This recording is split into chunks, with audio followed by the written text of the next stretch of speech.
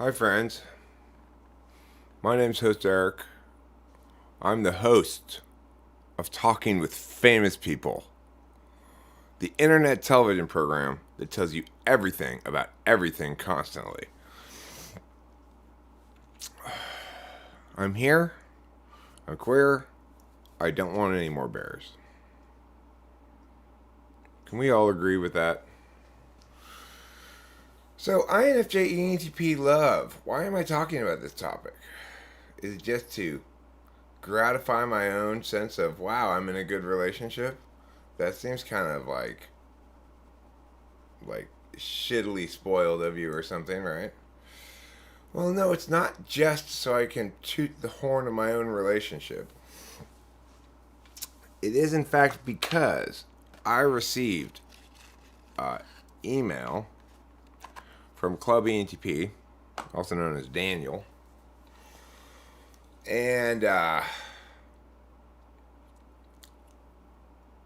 he reiterated his invitation to us to go visit him in Washington, which we will do for sure. We will definitely go up there and visit him. He's really sounding like a good time because he lives like on a ranch, you know, like old school Western America. So that sounds like a lot of fun. A lot of stuff to play with, you know. Land to play on. We could go looking for Sasquatch. I totally want to find Sasquatch. But he does say he's just recently fallen in love, quote unquote, with a INFJ and wanted me to talk about INFJ ENTP compatibility on a video. I thought I'd just do it on a live stream because I felt like live streaming right now. It's been a while since I've streamed. Yesterday, I was feeling this emptiness in me.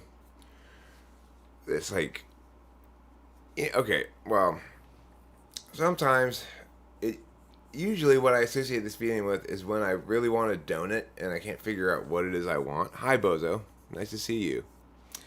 And I go, what is it that I want so bad? Why is my life empty right now? And I realize I want a donut.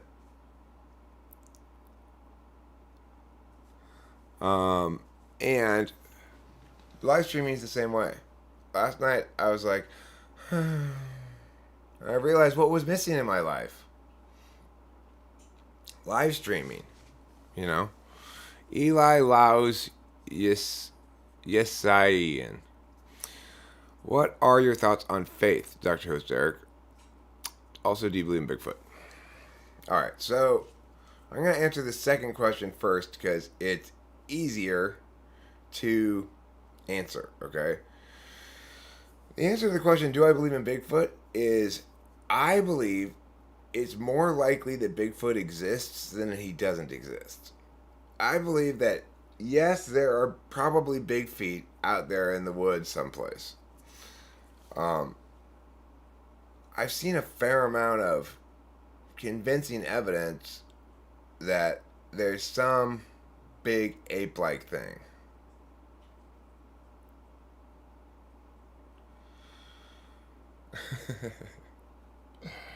Well, Boston Pete, Boston Pete, I would point out that I'm live streaming right now, so if I were to just shut up, I wouldn't really be doing my job, right? I'm supposed to talk while I'm live streaming. You're obviously a hater, somebody who probably one of the two people who thumbs down my Gregory in Disguise video. So, obviously, you know, your issues cause you to hate me, and that's your problem, not mine. Hi, Legends Fall. How do you go about preparing for a debate? What's the resolution?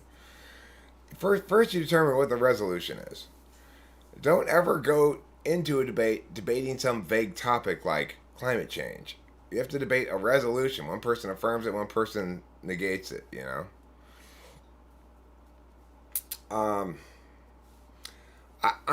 I like to watch videos about Sasquatch and like evidence that Sasquatch exists. but I'm not necessarily convinced by them. I also like to watch Paranormal Caught on Tape, where they show like little ghost videos and stuff. But hi TC, thank you.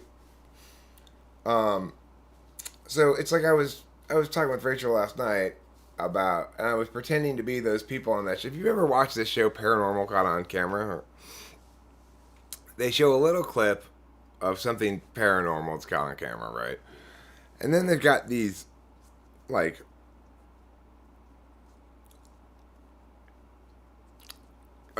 ghost people or whatever, like who are experts on the subject, whatever that means. And then they all talk about it, and they all talk about it the same way. They go shit like this. They go, because a motel is a place of transitions. It's a place where emotions are high. When you're at a motel, you're not in your normal life. And that's where all these big energies can gather up, and then the residual energy can manifest as a ghost. It's like, man, I could do any of your jobs so easily. You're just making up bullshit constantly. You always wanted to go to the funeral of a paranormal investigator? And just be like, well, come on, bitch. Where are you? It's a good idea.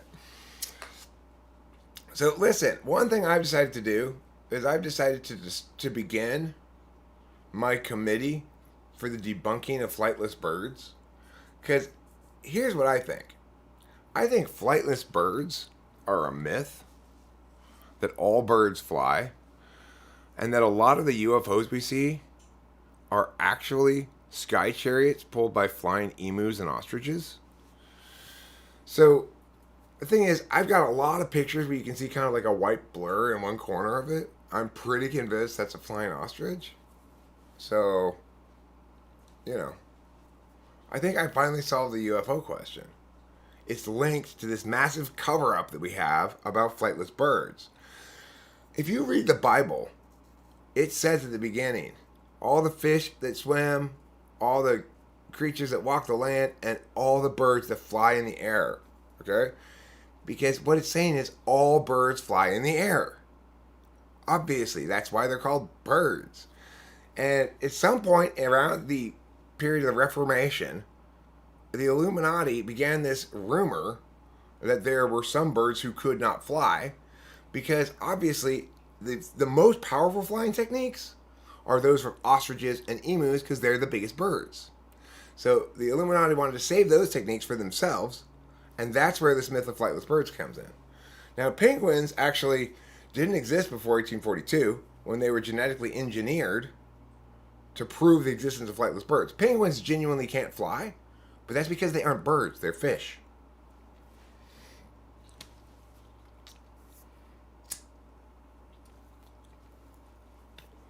Mind blown? Yeah. Okay. So next time you see something strange in the sky, ask yourself, how much does that look like an ostrich or an emu pulling a sky chariot? What do I think about faith? I think faith is a behavior that correlates with my magical thinking frame that is critically important in my own life. Which means I lived a life devoid of a good magical thinking framework all the way until I quit drinking. And it didn't work very well for me. And once I began behaviorally including God and prayer into my repertoire of things and formally declared myself a Christian, everything's been fantastic. Now, I mean, granted, correlation is not causality. Just because those two things coincide in time doesn't mean they're causally related. But I will tell you from my own subjective experience that they are causally related.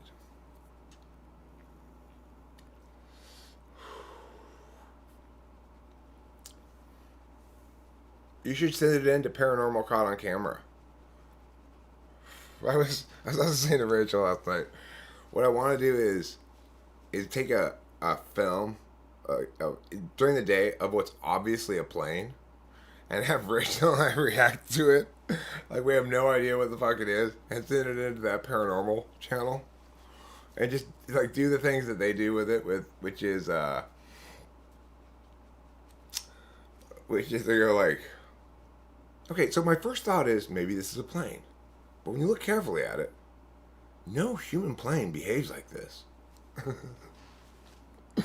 I just filmed like a plane landing at the El Monte airport and going, oh my god, what the fuck is that? The UFO videos on this paranormal caught on tape thing are especially unsatisfying because it's always lights in the sky. Well, I mean, how the fuck do you know someone's not just shining a spotlight up in the sky? Or, you know, like having drones do it or something. They always go, now it's not drones. It's clearly not drones. Well, why do you say that? Why is it clearly not drones? Drones don't act like that. I mean, drones can hover in one place. Drones can have lights on them. You don't hear any motors. I don't think you can really hear a drone when it's very high above you, as far as I can tell. Now, some of the freakiest videos I've seen on that show, though, the ones that are really convincing, the most convincing video is a paranormal thing that I've ever seen is this video of a couple on a boat off of Florida, and they film what is clearly a giant sea serpent eating a manatee. And it is so obviously there's nothing fake about it at all. And the woman is fucking... She makes the same sound that I made the time that I walked into my garage in Temple City.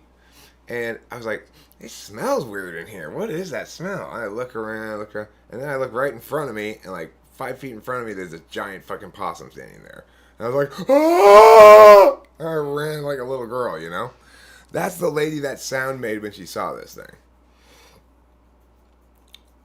And that's a good point. Legends fault. Now listen, they're not all intelligence agents. Only the emperor penguins are. But as their name suggests, they rule over their underling penguins and can assign them tasks.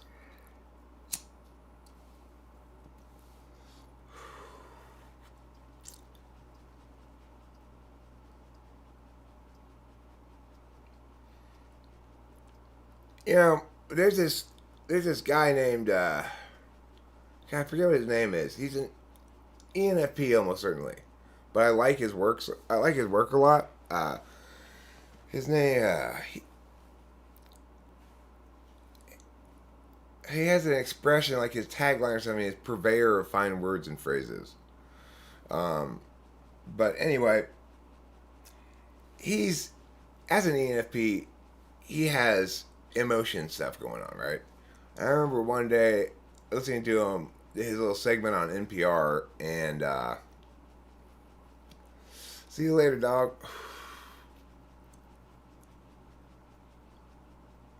Also, ever turned into the atheist experience? Debate, heavy show, curious to your thoughts. I mean, I don't. I consider atheism to be adolescent philosophy. Even people who, it's like, although I will say this, I think that while atheism is adolescent philosophy and a healthy incorporation of a magical thinking frame is adult philosophy, I think agnosticism is complete bullshit. In other words, it's not a position. You're not arguing either side of the equation at all. You have nothing to say about it. I don't know means you don't have a position on it. It's not a position. It's not a status you can claim. I mean, you're just saying, I excuse myself from this debate. That's fine. I don't participate in debates about this because I don't care about it. That's fine.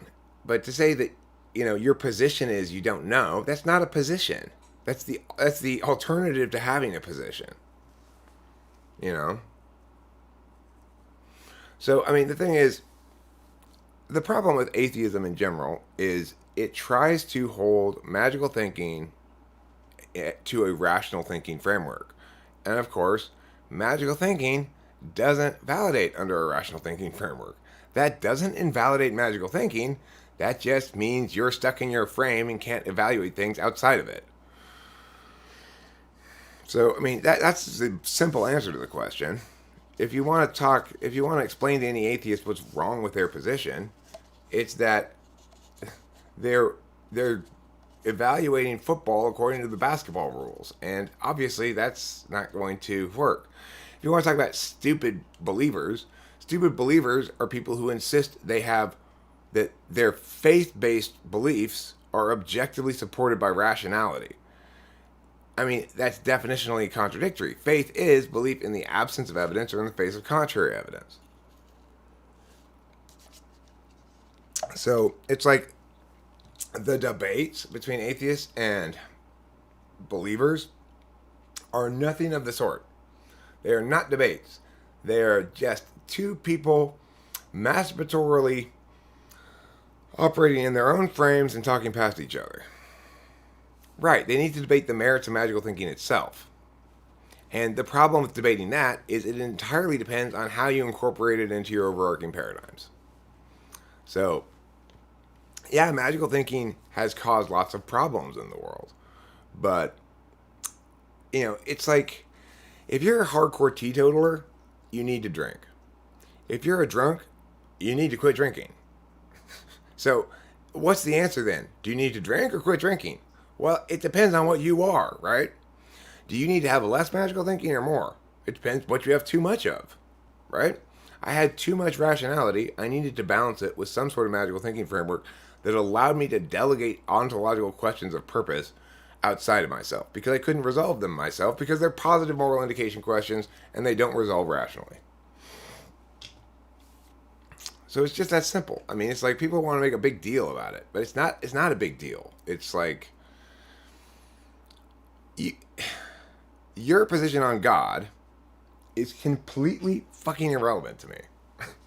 I am not going to spend any time trying to convince you that God exists. Why would I bother? It's like, how would I know how you should manage your magical thinking frame? It's not like there's any sort of universality to it, so.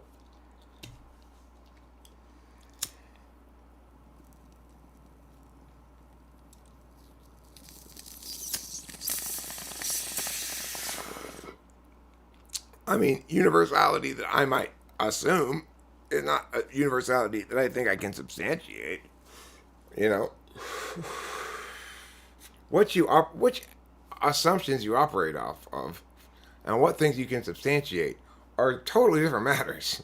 And if people don't distinguish between those two things, then they're just wasting their time having debates, quote unquote, between atheists and believers. It's ridiculous. Of course, atheists want to reduce all faith-based people into the most simpleton kind of faith-based people, right? Atheists only want to argue with fundamentalists who believe everything in the Bible is literal and that they can rationally prove it. Atheists don't want to debate me. One tried to. An ENFP tried to debate me one time and ended up turning around 180 degrees on himself and insisting that I must have good rational reasons to believe in God. I'm like, wait, aren't you the atheist? But at which point he proceeded to try to convince me that there were good rational reasons. In other words, what he was doing was saying this. He was like, no, you make the claims I want you to make so that I can make the arguments I want to make in response to them. That's basically what he was doing. But he was an ENFP, so, intellectually dishonest is at their core.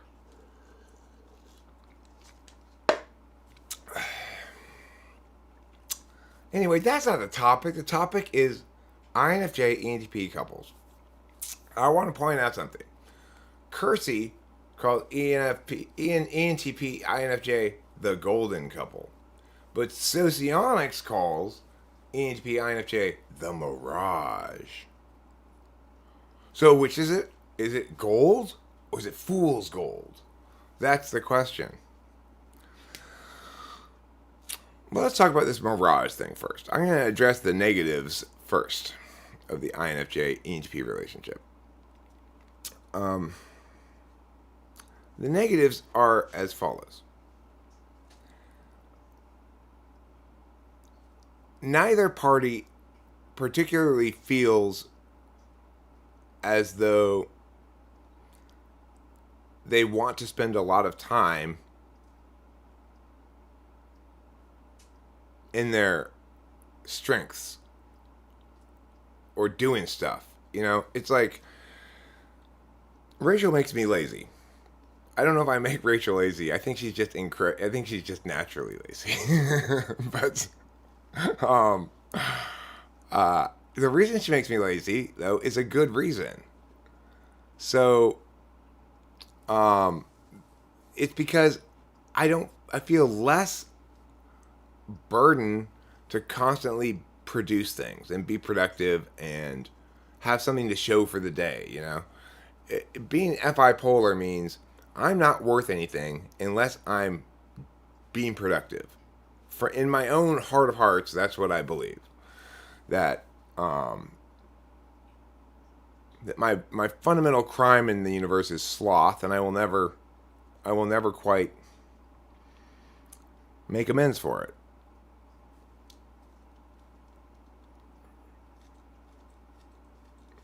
Okay, yeah, too comfortable. Well, I mean, the thing is that really a thing? Is too comfortable really a thing? Now, to say that it makes both partners lazier is to operate from an underlying assumption that productivity is good. I remember when my friend Corey, who's an INFJ, asked me one day, "What is it with you and productivity, Eric? You seem to think that if you're not being productive, you're not worth anything." And that was the first time I'd ever even thought about the question. And I was like, huh, where does that come from? You know? But the fact is, authentically, I enjoy being productive. Authentically, I do feel better when I get shit done, right?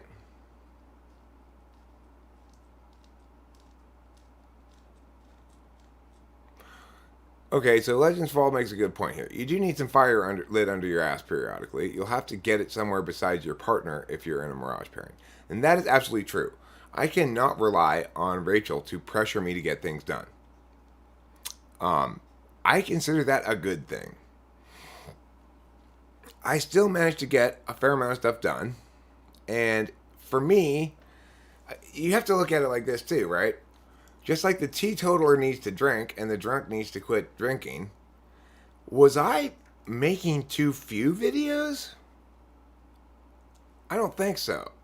And it's not like Rachel makes me not do work. The way my work is structured, like literal job work, is, you know, clients contact me and make appointments and then I just do those things, and that's not impacted at all by Rachel or not Rachel, right? So it seems to me that what I really needed in a partner was somebody who continually made it clear to me that I was okay even if I wasn't doing stuff that was productive. I mean, you'd think anybody feels better when you get shit done. I think how much better you feel depends on where SE is in your stack. SE polar people feel best when there's zero pressure to get anything done, including from themselves. Then they're likely to get a few things done. But SE polar has a very neurotic relationship with SE. I feel glimmers of it in the 8th slot myself. Well, yeah, sure. I mean, authentically, I feel better when I get shit done. And I do get enough shit done to feel better. But sometimes it matters very much what the shit is I'm getting done, too. So, like, the kind of sadness that takes me over periodically these days, I've now identified what it is. It means I need to live stream. It means I'm feeling too isolated. I need to be with the group some. And and then I just live stream. It's easy squeezy. The thing is, I think a Mirage relationship might be very difficult if you're not in a place of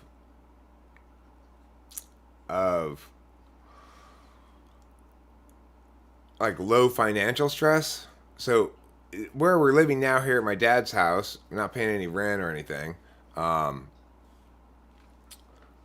And getting to mooch off of my dad's electric bill with the air conditioning and stuff, and my dad's water bill and my dad's whatever, makes it a very easy kind of situation for a Mirage relationship to thrive, because there's like an ESTJ around handling TE shit for everybody. Like, Rachel and I, it is unbelievable.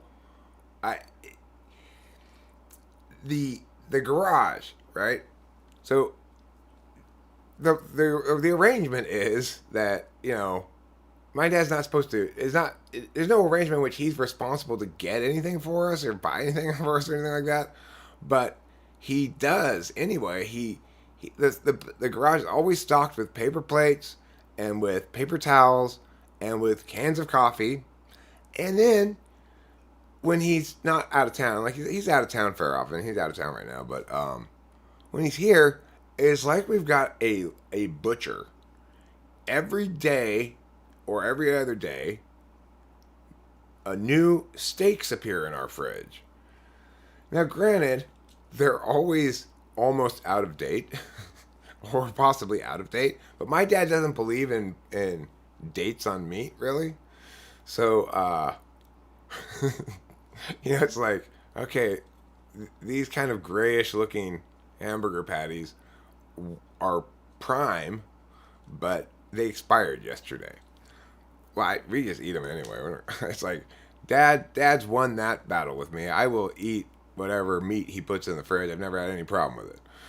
So, it's like, we finish all the steaks, and I go, well, maybe we'll go to McDonald's for lunch today, and I open the fridge, and there's more steaks in there.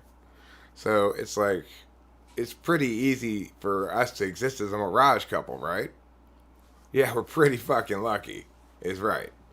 Now, note, this stage of affairs came after an initial 6 months or so in which Rachel and I were both stuck out here in this little outside room because my mom was still living here and she had the master bedroom and we were providing caregiving for her and stuff like that. And that was tough. That was tight quarters. But I mean, again, that's one of the benefits of the Mirage relationship is you've got to be really comfortable in the company of the other person. Yeah, I don't rely on Rachel to make me get anything done. And here's the deal. If you do want to be in a relationship where your partner is helping you to aim your energies better or something, and you want to be with an ISFJ, they're not going to aim your energies at stuff that is good for you to be productive at. They're going to aim their energies at facilitating them with their extroverted intuition. So when I was with Kimberly, I built from scratch a big ass chicken coop. There's like a little house in the backyard. I built it, okay? It took a month or more, maybe like 6 weeks. We built it out of reclaimed wood. I did a great job on it, frankly. It was sturdy as hell. And after we had finished it, the winter came, and it was a crazy wintry, weathery winter. And man, that thing didn't have a single problem all winter long. It was like rock solid. It's the greatest TE accomplishment of my life. But why am I building a chicken coop? Why am I spending 6 weeks of my energy building a chicken coop? I'm glad I did it once. I feel it's like, of all of my accomplishments in life, it's actually one of my proudest. I made that little house by myself out of reclaimed wood and nails and shit, and it was sturdy as fuck. But that is not a good use of my time. It just isn't. It's not what I'm meant to do. It's not what I'm good for. Living with Kimberly contributed substantially to my bad elbow because I was doing a bunch of manual labor. It was fun at the time. Like, I didn't mind doing it. It was interesting. I mean, the chicken coop was 6 weeks of ongoing battles between me and Kimberly. Because even though here I was undertaking this massive project for her because she wanted a chicken coop that matched up with the fancy ones she saw on Facebook that, you know, general contractors made for their wives or whatever. So it was always like, you missed a spot that doesn't look pretty enough, even though I'm trying to do something that's structurally sound, right? And even though it was the greatest accomplishment of my life in terms of me being able to do something that's not in my wheelhouse, she was never satisfied. So it's like, do I want to have fires lit under me? I've had that happen too. They don't get lit under the right ass cheek if I'm with an ISFJ. And what's interesting is I'm probably more well motivated by the FE thing, knowing that it makes Rachel really happy to work with me on creative projects, especially if they come out good, you know? And that she doesn't have the initiative to do it herself, really. It's like, when we were first together, there was a little bit of a conflict, I guess, because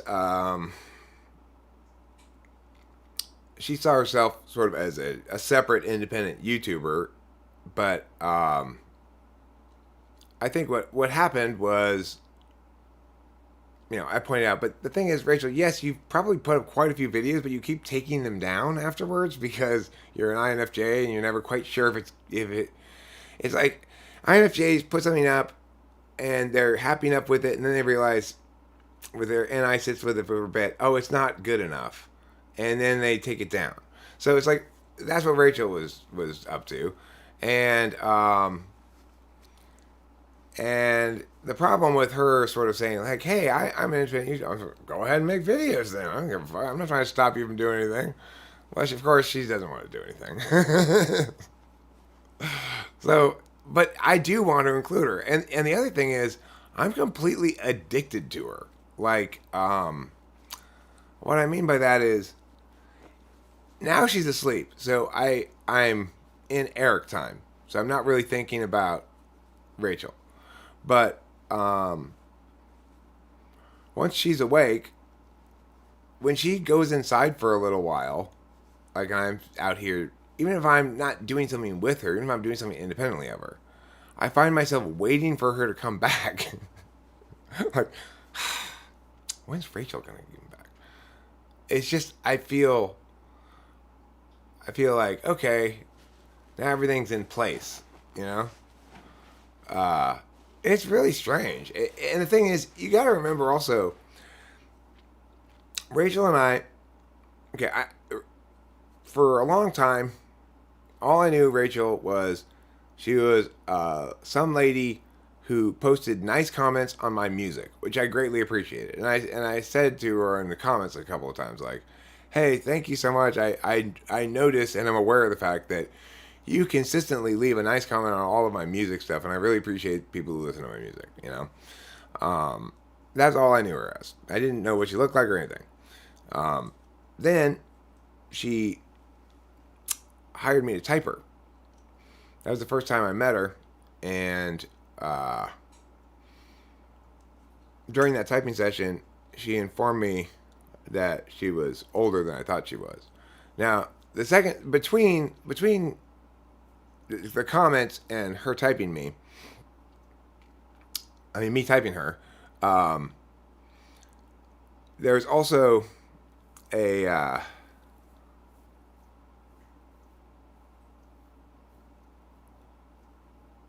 there was also the circumstance that I had broken up with Kimberly and was looking for a girlfriend. Okay. So during that time, I had clicked on her name at some point and looked at her channel and said, okay, she's too young. Because she looked like she was like 27 or something. But then during the typing session, she informed me she was like 35, 34 or whatever at the time. And I was like, okay, she's making clear to me that she's a possible candidate for me looking for a girlfriend. And then, I asked her to do a tarot reading for me. And I chatted with her on the internet for a few days. We had video conferences talking together. I did the normal, this is your standard operating procedure for internet dating. By the end of the third longish conversation, at least longish, maybe long conversation that you have with the girl, that's when you say, okay, show me your boobs. If you don't do that, then you run the risk of becoming friends, So you have to, by the end of the third conversation, third video conference, that's when it's time to say, show me your boobs. Yeah, thank you, pissed officer. Thank you. Yeah, I did. I said, hey, can you do a tarot reading for me? And so so we talked for a few days on the internet. We made plans. She flew out here like, bam. It was like, I'll leave 2 days from now. And she came here, and we've basically been together ever since. Now, there was a period of time after the first Christmas together where she had to go back to New York for a few months because her insanity was just so extreme. I mean, she was so crazy. She took the hose into my dad's garage and squirted water in his car and squirted water on the garage door opener and broke the automatic garage door opener. So at this point, I have no choice but to send her home. It's like, I'm not going to be able to tell my dad, let's keep trying until I've got a real solution to this mental health issue, right? Well, but Rachel still went to Hawaii with us in February. After she went back to New York, she came to Hawaii. We had a great time in Hawaii. It was so relaxing, and it was nice to be able to be with Rachel again and stuff. Why did she do that? Because she had a psychotic break. She has bipolar mania, right? And when I first started going out with her, it was roughly managed. She was on a bunch of pills, lithium, Seroquel, a bunch of different things, and it was sort of working. It worked more or less, depending. And then sometime in December, she stopped taking her meds. Either ran out of them or just stopped taking them or something. Didn't tell me. And she went into full blast mania, which means she was awake for like a week straight, probably. And like didn't sleep at all for like a week. And at the end of that week, she was naturally in a state of straight up psychosis. When she did that stuff in the garage, she was hallucinating that her family was having sex in my dad's car. So I then had to drive around and try to get her admitted to a mental hospital because what we needed was an injection of heavy sedatives of some sort. And she was voluntarily, so they didn't have to 5150 her, but it looked like they were, basically she was willing to make gestures of kicking at people in order to get them to admit her, because that's how I read it anyway. I mean, when she was kicking at this guy at the last hospital, she wasn't really trying to hit him with her foot, I don't think. But it was enough to get her admitted. And so then, after she was back in New York for a while, we went to Hawaii, she went back to New York. Then abruptly one day her brother was like, I'm kicking you out of the house because you smell like weed. And all of a sudden she had nowhere to go. except back here. So I had to talk to my dad about that, and he's like, well, it's not ideal, but I guess let's see what happens. Well, she came back here, and she continued having mental health issues. But what we did, and what we had planned to do for a long time but had put off, is we hired a private psychiatrist. I researched it on the internet. I found a guy who was clearly an NTP, INTP. ENTPs don't complete psychiatry school. So he's clearly an INTP, and I was like, okay. And I liked what he said about on his thing about his specialty about helping people find the right meds and managing meds and stuff. And so it cost us, like $1,200 total to get Rachel fixed, but she's fixed now. So this doctor, after 10 years of mental health professionals just ignoring Rachel, prescribing her the wrong drugs, not respecting her, trying to do behaviorist shit on her, enrolling her in cannabis addiction programs, none of which helped her overall mental health be actually resolved. And in 2 visits, Dr. Ingram had her on the right combination of drugs, and it was light switch. Boom. Perfectly sane. She went from kind of sanity, never quite perfectly sane, but generally managed, to perfectly sane in 2 visits. And it was like an hour after she took the Prozac, which was because the first visit he assigned things that got rid of all. He prescribed things that got rid of all the mania, but she was then depressed, like really depressed. So, then he added Prozac to the mix, and like an hour after she took it, it was like meeting her for the first time. It was like, oh my God, you are completely sane. So, the reason I'm telling all of this story, it had a thesis originally, a link to the INFJ ENTP relationship. It's not supposed to. It's not supposed to. Supposedly you have to take it for a while and it builds up in your system. With Rachel, it's a combination of 2 drugs that psychiatrists have determined is the magic bullet for bipolar mania.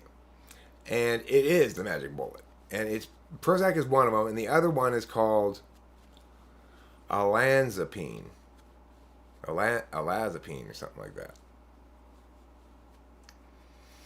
I'm lucky to have found her. This is the thing.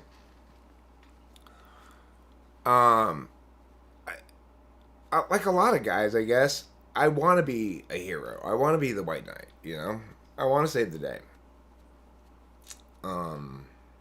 Men want to have that role with their woman, They want to be important to them because of their warrior quality, And Rachel allows me to be that. In fact, Rachel gave me the ideal, perfect story, right? It's like it's my dream. A bunch of wrong psychology professionals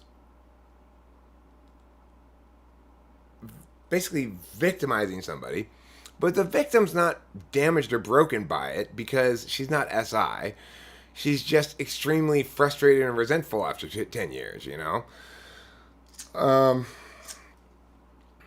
So she can be saved. Unlike Kimberly couldn't be saved because her problems stemmed from childhood abuse, not from a mental illness that could be cured, Now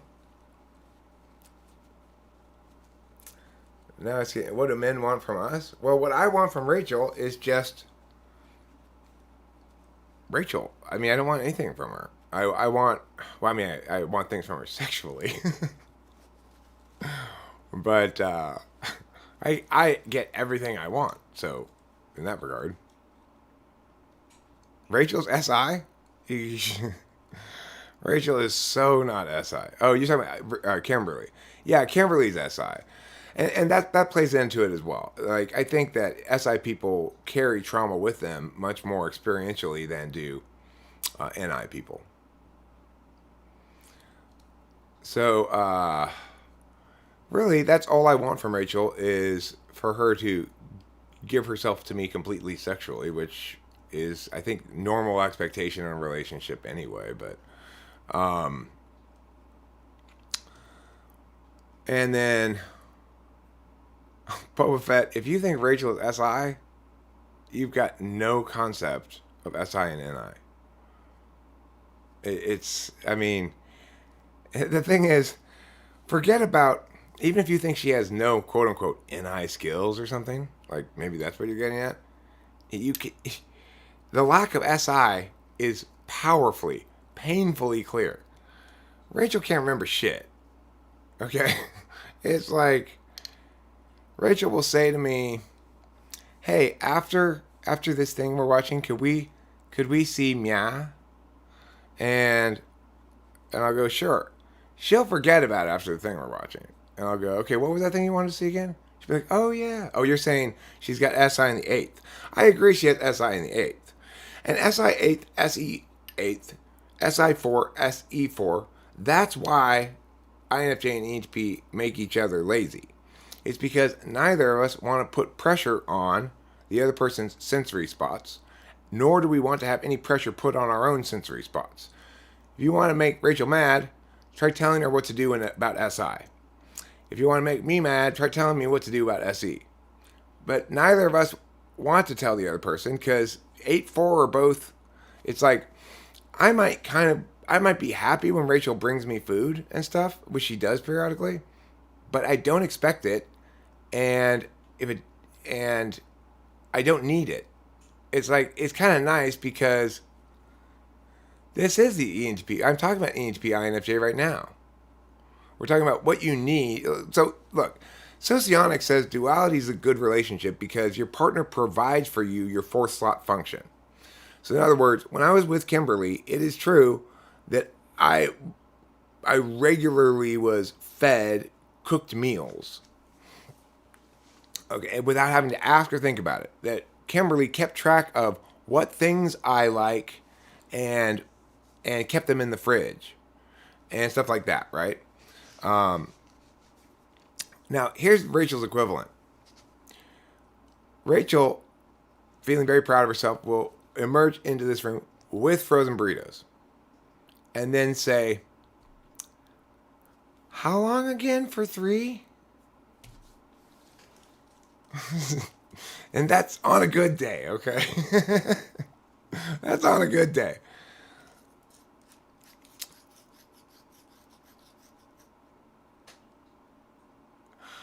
Well, okay, so the thing about 8 is, I believe 8 is the function that we all believe we have in perfect balance given the rest of our stack.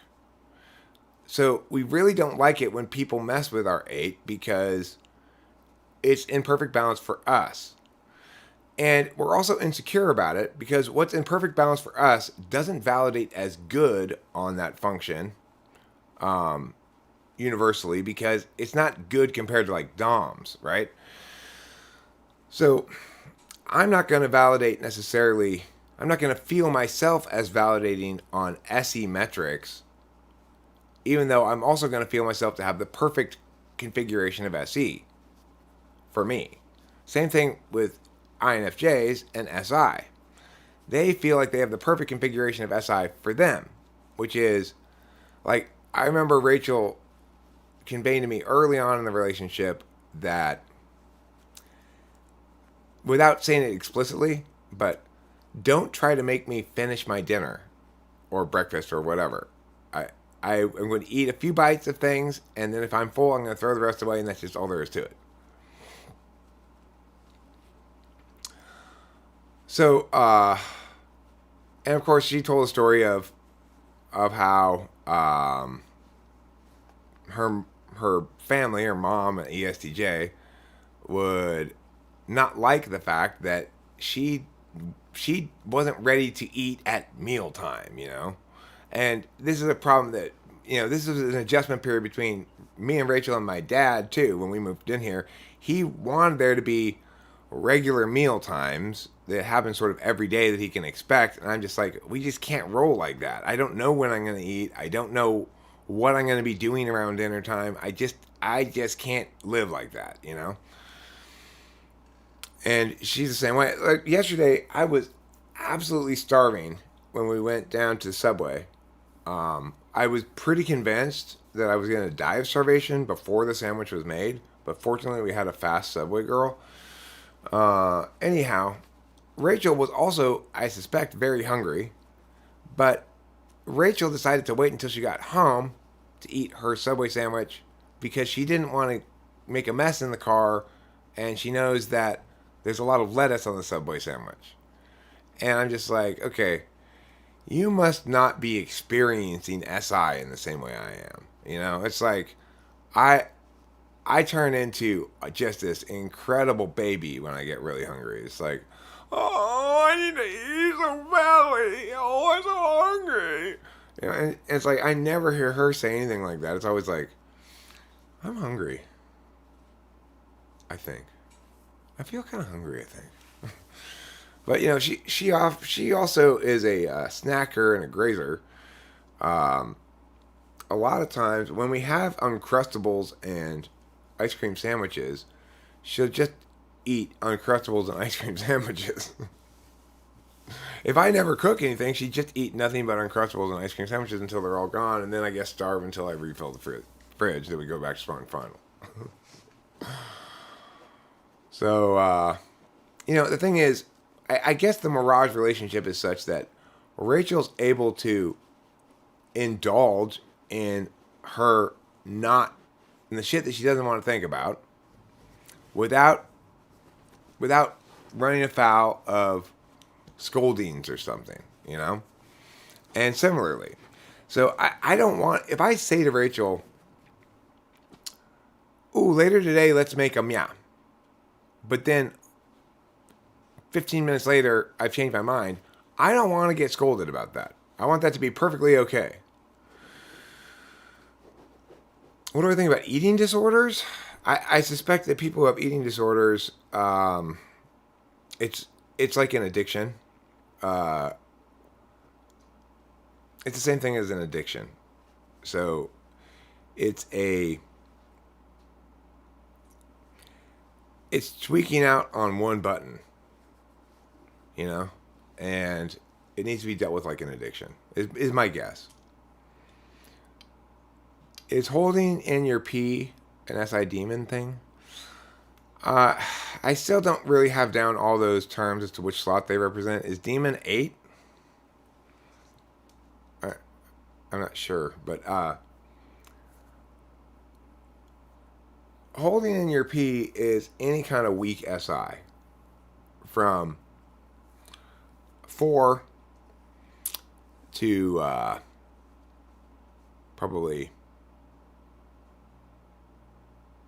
I mean, eighth slot is weak is a bad word to use, okay? I need to stop doing that. It's countervalued SI, or instrumental SI.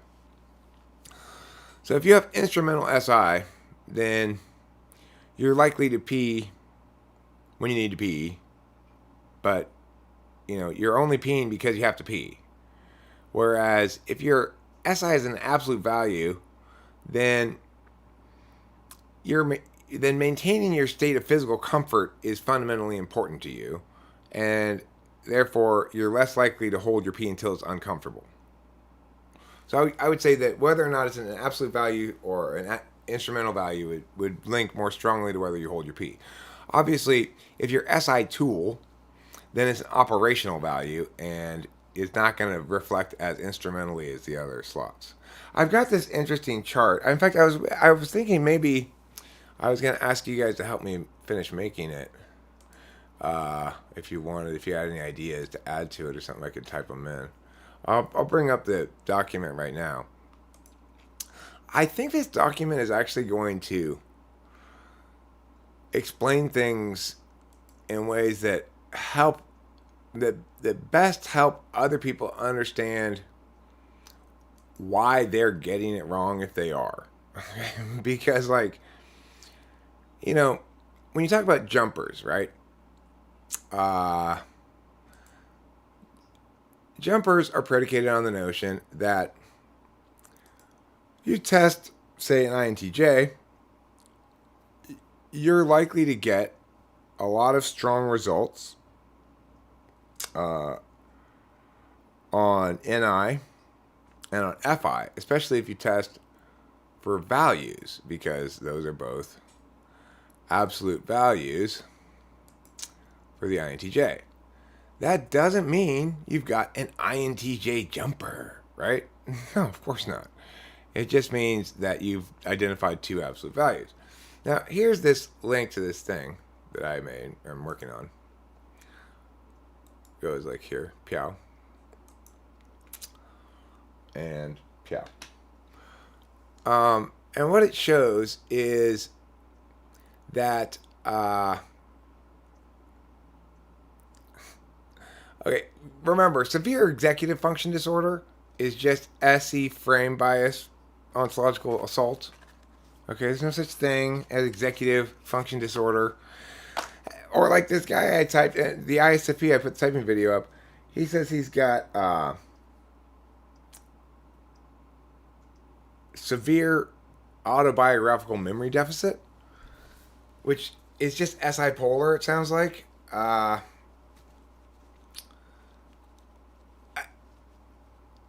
That's the thing. What happens in a world where cognitive functions is not the default psychology frame? ADHD becomes a disorder instead of action types, NE and SE domes. What happens? Autism becomes a spectrum instead of the reality there are FE polar types. What happens? Severe autobiographical memory deficit becomes a thing instead of just acknowledging there are SI polar people. What happens?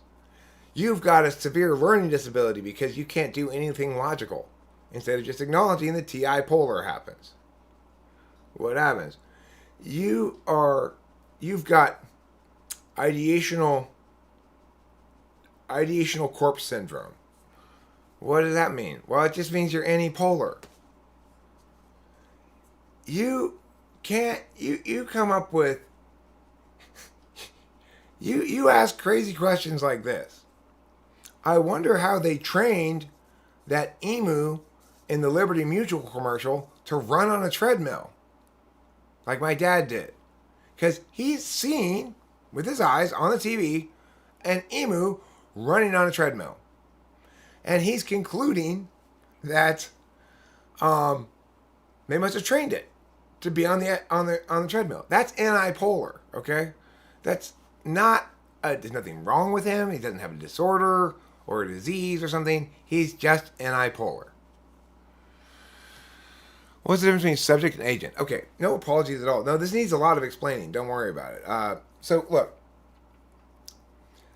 The subject part of the self is the part that takes action in the world or reacts to things that are happening in the world. So it's going to involve both your action functions, SE and NE, and your interface functions, TE and FE. The object part of the self is, well, right now, I'm making you the object of my NETI, okay? I'm presenting you with arguments. Now, the deliberative functions are how you deal with being an object. So, in other words, if somebody hits you with their fist, you deliberate with your FI and feel bad about it. If somebody makes sweet love to you, you deliberate with your FI and feel good about it. If somebody says something logical and sensible to you, you deliberate with your TI and go, okay, checks out. If somebody says something illogical and nonsense to you, you deliberate with your TI and say, that doesn't make any sense. Okay?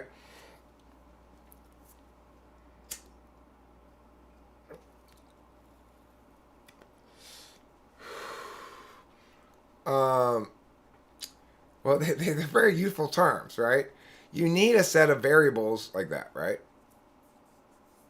Let's just follow you are an ESTP. You are not a reluctant INFJ. You're totally an ESTP. You even do that ESTP thing where you hold up a still frame of a film and say, "See, this picture's not moving."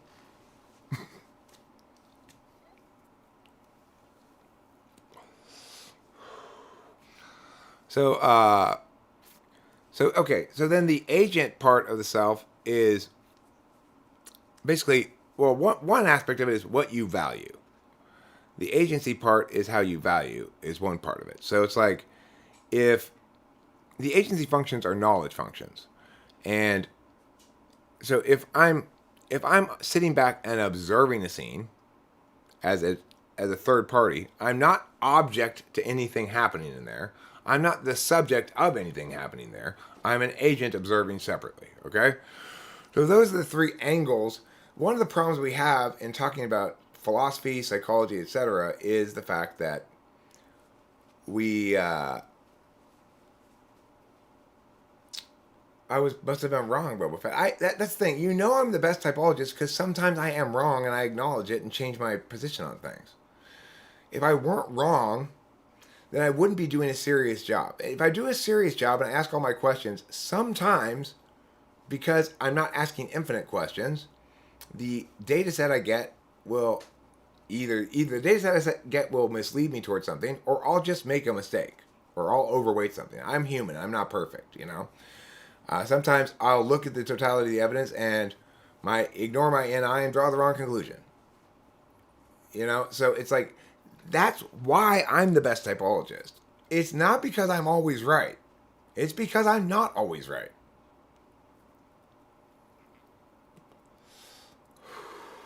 I typed Rachel's ENFJ at first. She was really on her extroversion, you know. Anyway, what was I saying here? Oh yeah, about this agent subject object thing. So it's like, what are you testing for, and what you're getting, and what slot it's in, and what kind of function it is, will all play factors into this.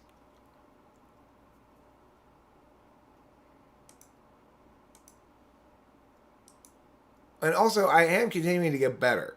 I am an SI type, which means I have to work to get better at things. I have to make mistakes. I have to do shit the stupid way all the time. I'm always doing stuff the brute force way. Like, let's say you were a hacker or something, and you wanted to break into something, and you use the brute force attempt to find the passwords. That means you just try every possible combination and permutation of letters and numbers until one of them works. That's sort of the NESI approach to learning things. And so, you know, it's experience is a huge factor for me in being good at this. It doesn't necessarily have to be a huge factor. If you're an INFJ, you know, you probably can get the right answer a lot of times without really having lots of good explanations as to why it's right, you know? All right, so look, the point is this. SE and NE, they're naturally subject functions, so they just do what they do. They seize opportunities and they follow through on plans. The seizing opportunities one links to NI, in the sense that NI knows what the opportunity is, SE seizes it. The follows through on plans links to SI. So what I'm trying to show is how each of these expressions of these functions is an expression of the function and of one of its four or three axis mates. One of its three. It's on four axes, but you know, three different axes mates. NE is a subject. It ideates. That's NI. It tells anecdotes. That's SI. That's where it links to the knowledge functions.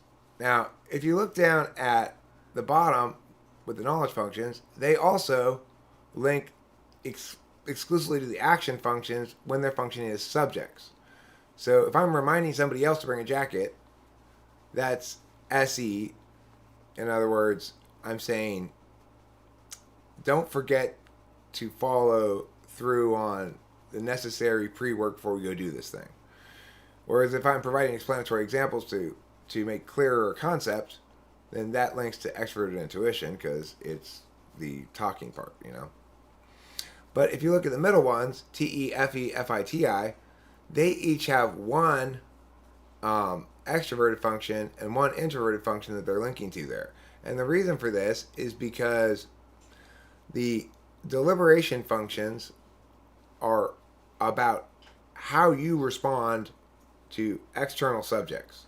So they're inherently linked to the outside in that regard.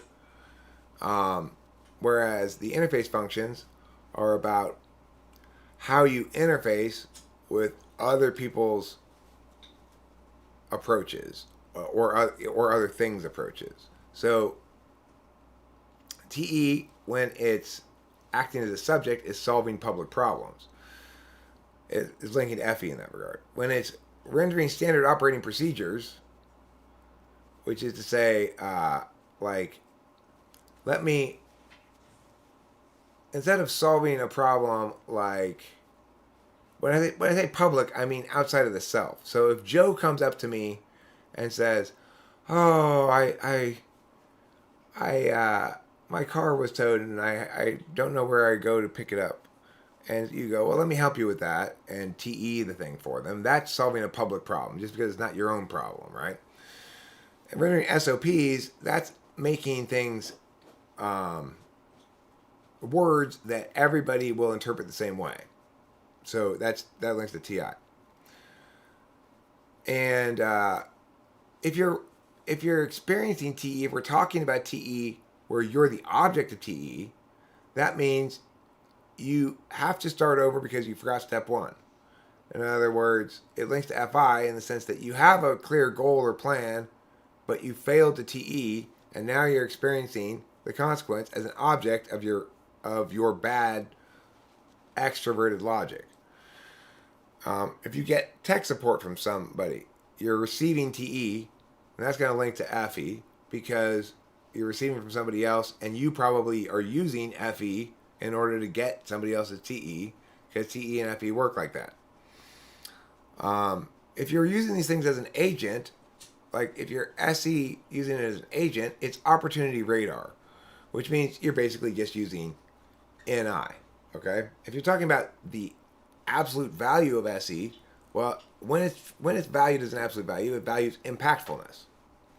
So the thing is, as an agent, you're not really using SE, you're using NI. And as a subject, you're not really using NI, you're using SE because they're subject and agent functions.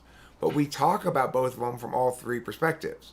So we need to be able to distinguish between all three perspectives and understand that, like, as a 6-slot person, my TE is going to be in the first column there, solves public problems and renders SOPs. And it's not going to be anything positive in the second column. It's going to be like the first one, the negative kind of second column. I didn't use it when I should have as an agent, and so now I'm the object of my failure. And I'm almost never going to use it as an agent. So I'm going to use it as a subject, I'm going to experience it negatively as an object, and I'm never going to use it as an agent because it's in the 6th slot for me. This thing explains cognitive functions, but I haven't finished it yet. Now I'm going to look back at you and not this document so that I can see what you're saying.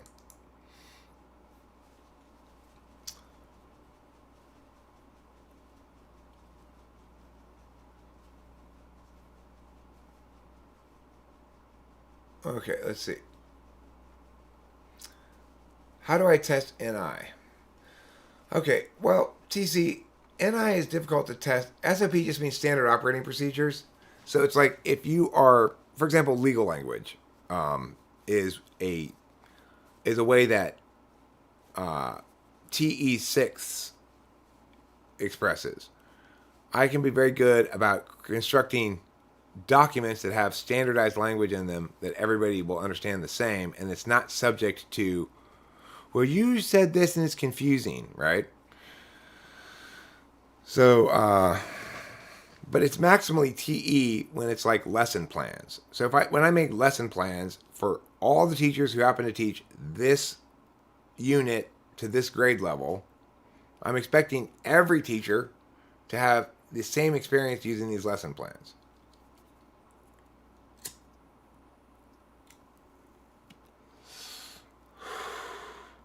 Yeah, I mean, any polar is really easy to tell, but any something other than polar, the any test isn't necessarily particularly instructive. I mean, you can tell first or second, and you can tell polar, but the rest of them is kind of mushy. But the same with TI. It's like you can tell polar, you can usually tell first or second, but the rest is kind of mushy. SI polar is actually quite distinctive.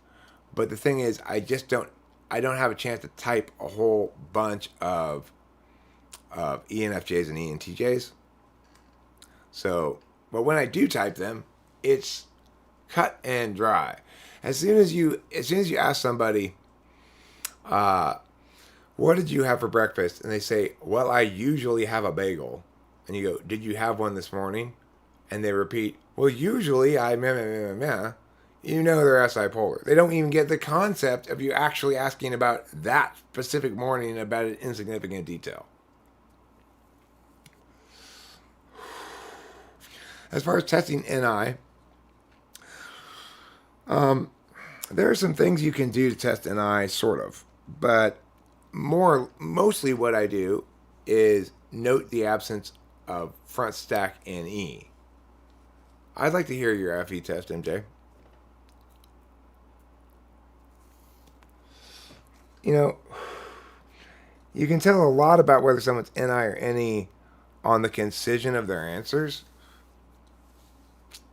If you've got any third or fourth, you will be able to initiate a anecdote, and they will continue droning on until you stop them. So that's pretty clear too. Third or fourth slot NE. If you say, "Can you tell me about your trip to the Home Depot yesterday?" They'll say, "Well, how much do you want to know?" Well, every detail you can think of. Okay, well, I managed to find a parking spot in the third row, and I was pretty close because it was pretty crowded. And I went in the left door, which is near the garden center, and I walked down the middle. They just continue like that until you stop them. So that's pretty clear too.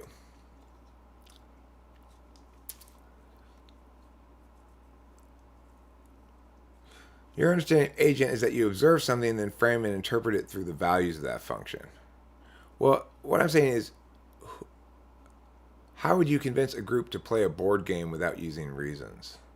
That's a good question. I like that. Without using reasons of any sort?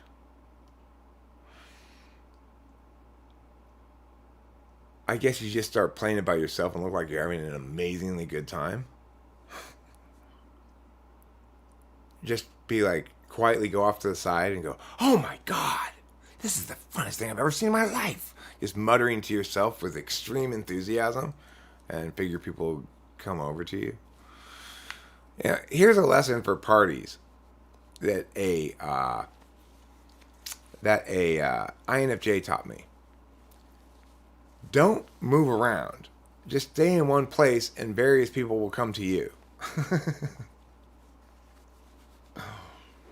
It's all tone. You know what sounds really fun? Playing this board game. It would really... I really... it's like, I love connecting with people over board games. Is that not... that doesn't quite qualify as a reason. It's sort of like just... and not even a suggestion, I guess. They call them board games, but I'm never bored when I play them.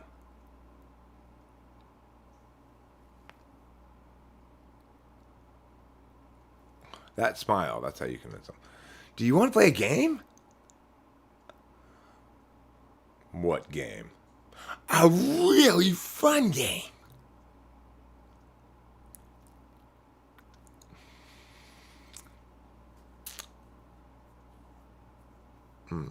Interesting. Yeah, I'll ask that question. I will ask that. When you said without giving any reasons, my first thought was, that's not even possible. How could you convince somebody to do something without using reasons? But then I thought about it a little bit longer. I thought, okay, there are ways. There are ways to do that.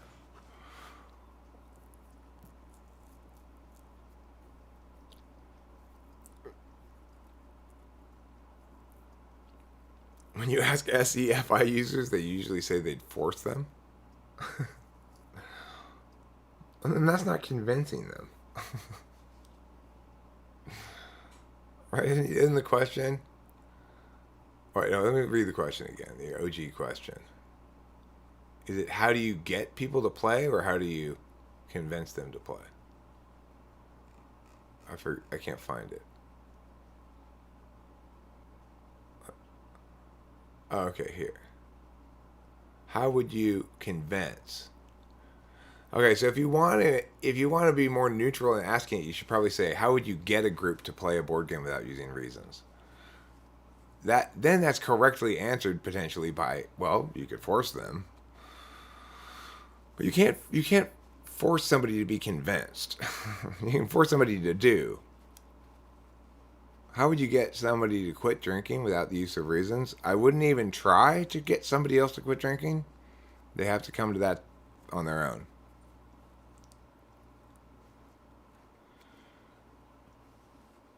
You hold your breath and stamp your feet while shoving the board game in their face. That's very FI approach. It's like that ISFP I typed yesterday. I didn't know how to say it, but like right away I could tell he was FI, and I ended up just saying what I thought, which was, well, you just seemed fussy. You know, it's like it's something about FI heavy people. I just, as soon as I start talking to them, I go, if they're really, really FI, I'll go, you just seem like a really fussy person. Like things are gonna get you upset if things don't go your way or something, you know. Oh, I'm so happy you went live. Thanks, darling. The topic is INFJ ENTP love. Oh. Because of the email that Dan sent. This live stream is mostly for Dan. Dan is also known as ENTP Club. He's an actual ENTP. I've gone to his channel. If you look at his music videos, Dan is an ENTP who makes me realize, like, oh, that's how I look to other people. No wonder people are always telling me, you have no idea how you appear to other people, do you? It's like, I don't until I see somebody else being me, and I go, oh, we are kind of ridiculous. The best way. Here you go, Poopsie. Oh, let me ask you a question. How do you get a group of people to play a board game without using reasons? Ooh. Without using reasons.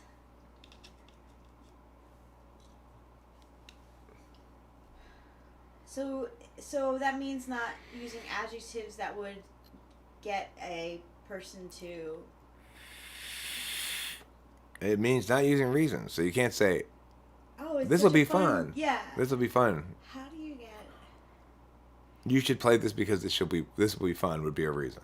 Okay, so I guess I would start playing the game by myself and see who comes and joins me. That's what I said. MJ's answer was, do you want to play a game? Which is not asking you any reasons, just asking the question. Yeah, that's a good apparently some ESTPs, or SE types anyway, will answer it with, force them?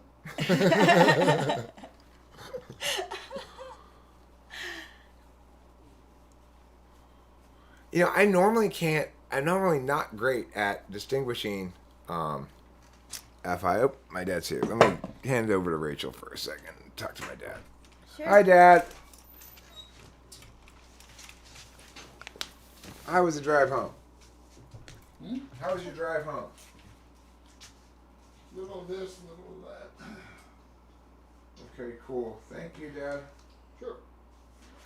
I got your business. Get some cheese. Oh, we got some cheese, guys. Looks like I got these tax documents I was waiting for. Oh, that's good. Feels so close. See? Hey, MJ. My dad gets us lots of cool stuff. but they all have these reduced stickers on them. Everything does. Everything my dad gets us. This is going to go out of date when? Oh, it went out of date 9/10. 9/10. That was just, Okay, yes, that's 2 today. days ago. 2 days ago it went out of date. So this is still good. Yeah. That's why it was reduced. Yeah, I'll put it in the fridge. that makes sense.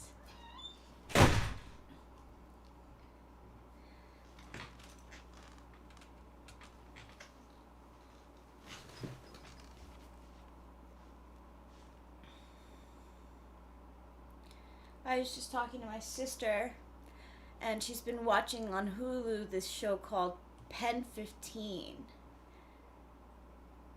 And she said it reminded her of high school, but we don't have Hulu, so unfortunately I cannot watch it with her.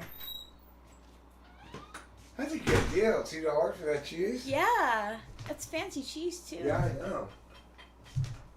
Probably why it didn't sell. It was too expensive originally. Yeah, Well, that's where David Strauss comes in. yes it is. He's that person who fills that gap. Mm-hmm. Oh, you guys don't want to buy this old shit? I'll buy it. I'll eat that. It's like, so much so that one time I like threw away a bag of chips or something. It was like 6 months out of date and incredibly stale. Yeah. And he got mad at me. Oh no, but they were stale. Not to him. So I still eat them. It's like, my bad. Sorry I threw away your... It's like...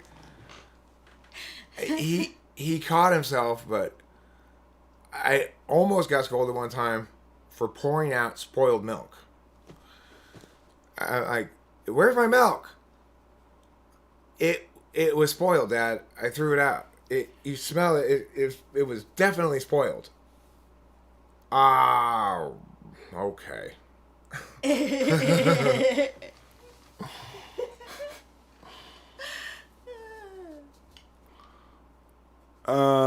Who's the most self-aware? Okay, well, self-awareness comes in a variety of forms. So,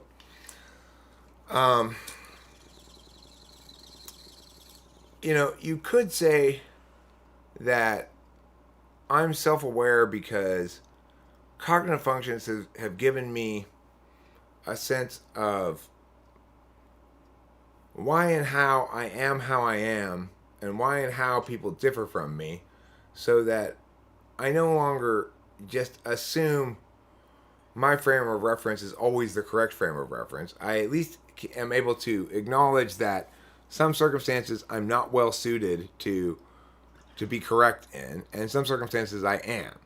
So in that regard, there's an objective self-criticism component to self-awareness. And when it comes to objective self-criticism, I think the types that are best at it are ENTP and ESTP, because objective self-criticism and FI polar go well together. Now, on the other hand, if you're talking about which person is most aware of what's truly important to them, how they should spend their time, and whether or not they're on the right path, etc., that kind of stuff, well, that's going to be a different kind of self-awareness that is definitely not my kind of self-awareness. Rachel is very self-aware in the sense that despite being subjected to a decade of lies trying to tell her who she was and what was wrong with her, she never bought into it for a second, really. And she just got resentful and probably felt the world was a shitty place because it didn't seem to value what was true very much. Facts. So in that regard, INFJs are more self-aware. They're not going to be... They're less subject to gaslighting, I guess you could say, than other types.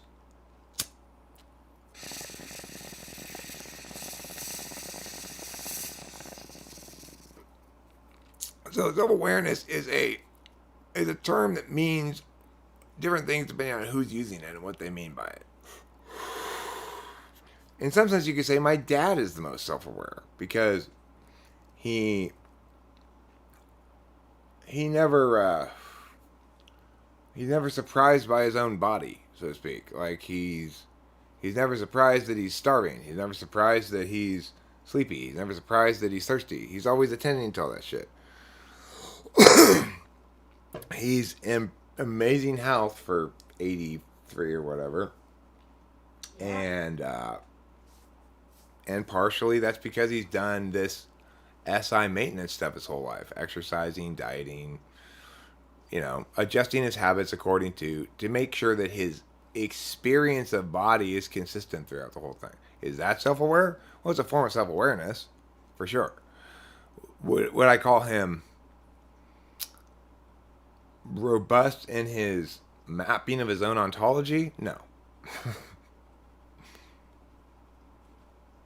I mean, the thing is, everybody observes themselves in certain ways and does a good job of observing themselves in certain ways and does a bad job of observing themselves in certain ways. So I do a good job of checking myself for contradictions. I'm always checking myself for contradictions and hypocrisy. I do a good job of self-policing in that area. I do a poor job of self-policing in terms of follow-through. Many things I say to Rachel, let's do this today. We're going to do this today. But I say more things. I say 5 or 6 things and we do one, maybe, And it's important to me that Rachel, being an INFJ, doesn't say, you said we were going to meow. Because I don't like being held to following through on things I say I'm going to do. Although I will always follow through on things I say I will not do.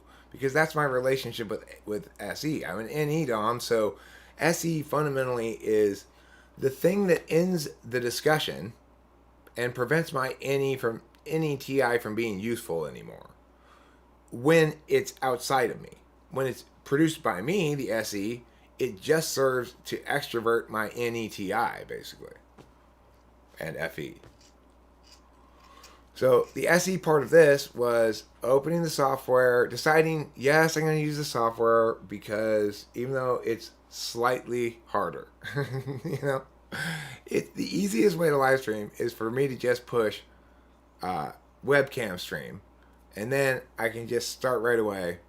But if I do that, then it's just me against the green screen. You just see the green behind me, and I can't have the live chat up here like this. And I can't show things like, if I wanted to put that document that we were talking about on the screen here, I could. But most importantly, the reason I didn't do the easier way to stream, the reason I busted out the more SE, is because I plan at the end of this stream probably to play a couple of songs. And the last stream that I did where I was using the software, the quality of the audio came out really good for a stream. So, and I've noticed this before, that when I'm streaming with the software, the audio is a lot better. But not only did the audio come out good last time, but I also felt like I really played some of those songs well.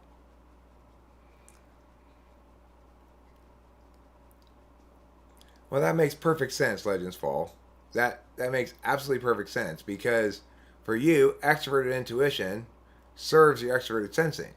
So if you come up with an idea, you say you're going to do it, you would only bother to do so if you were actually going to do it. There's no point in coming up with ideas you're not going to do, because your extroverted intuition is perfectly balanced for your configuration. And that means you want to sort of use it as, it's like you can call each of the functions basically a subject, object, or agent function. But you can also call the slots. You can also determine those slots that way. I would call the 8th slot an agent slot. It's part of your agency. It's how you go about being rather than how you be a subject, really, even though it's a subject function for us, right? In other words, it's the you don't have to pay attention to it at all, because it's the automatic necessary part of you being the dominant function you are. But anyway, I am going to finish that table there.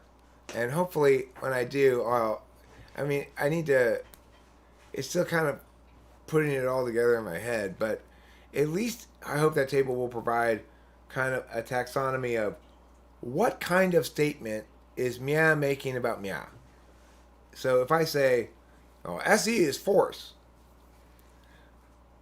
hopefully it'll prompt people to ask the question, well, do you mean if you're attending using expert sensing and acting upon the world, it's force?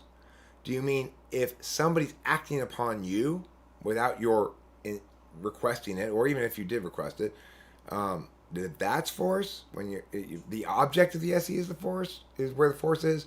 Or do you mean that an SE person values force? Absolutely. Simply the use of force itself is inherently good. And when you start asking those kind of questions, then people go, okay, I need to step back and think a few levels back before I start making claims about things. Because it's like people want to, well, it's like the objectivity subjectivity question. Let me bring up a comment I saw this morning. I was just like, ay.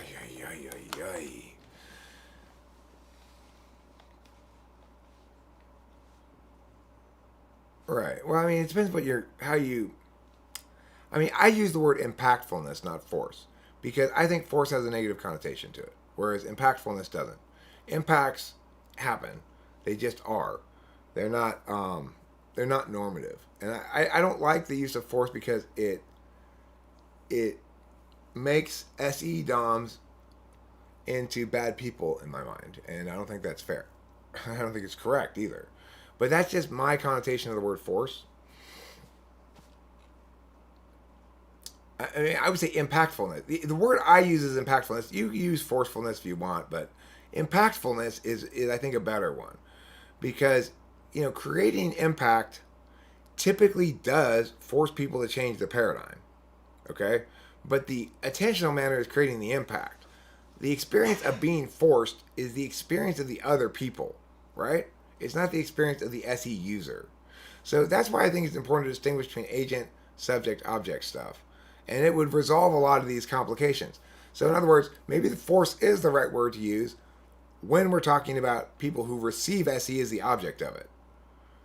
But it's not when we're...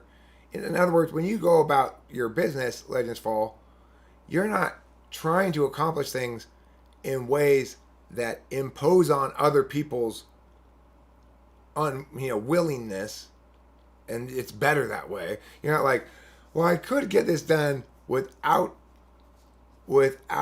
making Joe dig a hole, but I prefer to get it done in a way that forces someone to do something. It's not like that, right? Yeah, okay, forcefulness. I mean, but again, why use the word forcefulness? Why not use assertiveness then, or impactfulness? Because it's like the other issue here is an SE Dom is likely to be an expert on actual use of physical force. So when I went to the subway the other day and I had a brand new INTP or INFP making my sandwich, this dude, he used way too much force to spread the bread open. Okay? He's SE polar, and he's like, blah! Because he's not good at the amount of force to use, right? So an SE Dom then would never do that. They'd use the right amount of force to open the bread, and no more. You see what I'm saying about the problem with using the word force is that even if we use it in its most physics form, then we have to acknowledge that an SE Dom is not going to use more force necessarily. They're going to use the right amount of force.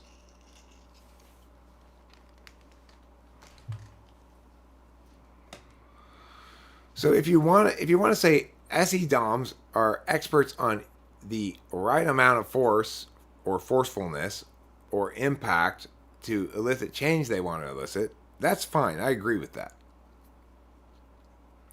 But that doesn't mean they're more forceful. It just means that's their frame of reference, that it is possible to get things accomplished through leverage.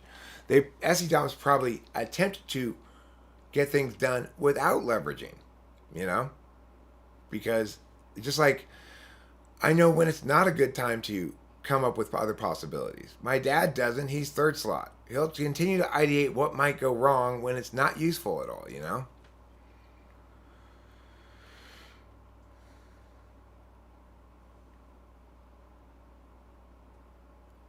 Means to an end is TE according to you. And that's, and so, okay. So you, when he's saying that, he's saying basically people who are TE heavy, TE DOMs, let's say, tend to frame everything in terms of how that thing is a means to a certain end.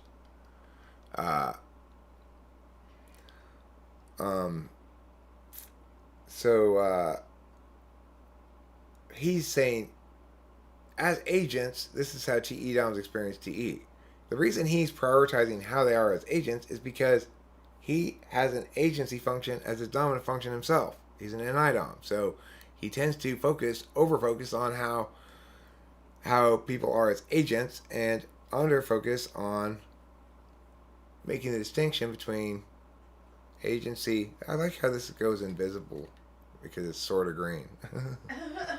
Oh, that's kind of nice. Yeah. Anyway, sorry I got distracted. SE got me. SE got me again. I looked at something. It was my bad.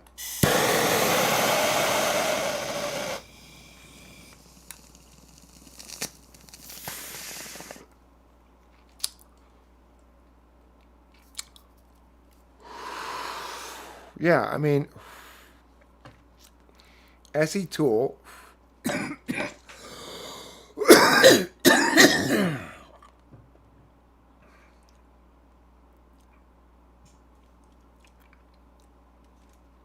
I mean, the thing is, you can almost best define the tool function as the decision to forsake the other kind of that function. So, if I'm an SE tool function, what it means is I don't ever extrovertedly intuit. It doesn't mean I'm necessarily great at following through on things or whatever. It just means when I do act, I only act in that way. I don't act with talking. When I'm a subject, I am doing things. I'm not talking about things. If I'm an NE tool user, it means when I'm a subject, I'm not doing things. I'm talking about things. If you are an NI tool user, it means when you're a subject, you are using truths about identities in the world. And you're not ever using your own experience to be a subject. So the thing is, my feelings on the 7th slot is it's the slot where you can only experience the thing as an object, even if it's not an object function. Now for me, I only experience FI as an object, and that makes sense because it's an object function and it's natural for it to be experienced only as an object. In other words, the idea that I only experience my feelings in real time and that things, if something sticks with me, it means it was a bad feeling or a disturbing thing. For example, we watched this show called Glitch, in which these people come back from the dead. And one of them who came back from the dead was raped and murdered. And when they do the flashback scene to the rape scene, even though I immediately started fast forwarding through it, it was too late and it burned into my soul, and it's stuck with me since we watched it. Although it's fading now, But for a few days after I watched it, I kept thinking about Kirsty Darrow, who's not even a real person, right? It's just a character in a show, and the injustice and how it made me angry and made me disturbed and feel upset and stuff and sad. So And I remember one of my earliest memories of that phenomenon was watching Platoon in the movie theater. And there's a scene where the American soldier like hits this Asian kid in the face with the butt of a gun, and that one really it stuck with me a long ass time, and it bothered me for a long time. And I can think of another scene with from a movie I saw in Santa Cruz in college that involved abuse to an animal, and that one was I just like, oh, it really stuck with me a long time. So in other words, I'm being the object of FI in those instances. If I'm the object of good FI, that just means I don't have any burden to carry. If I'm the object of bad FI that's bad enough, then I will carry it with me a lot. But even then, note, I'm not the agent of the FI. It's not I don't feel bad because something was done to me or I lost something precious to me. I feel bad because I witnessed something that ran afoul of my authentic core human values of people should be good to each other, People should respect each other. So, I have no subjectness about this. In other words, my feelings don't need to be expressed. I have no agency thing about this. This doesn't help me understand myself at all. It's not a way of observing the world or informing me at all. I don't feel informed by it at all. Just burdened by it.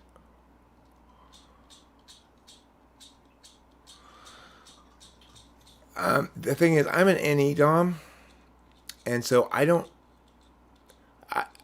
the make-believe world is pretty much as concrete to me as the real world. The fact that it's a made-up story doesn't reassure me much because I still SI experienced this horrific thing in front of me. Knowing that it's acting is good, but it doesn't really help. Just like when I saw that show Home Fires when I was living in Laverne, and there's this scene of domestic violence where this dude beats up his wife because she was outperforming him in terms of he was a journalist and she did a speech that was really well received, and it was just, anyway, it was an awful scene, and I woke up for weeks afterwards wanting to beat that guy up.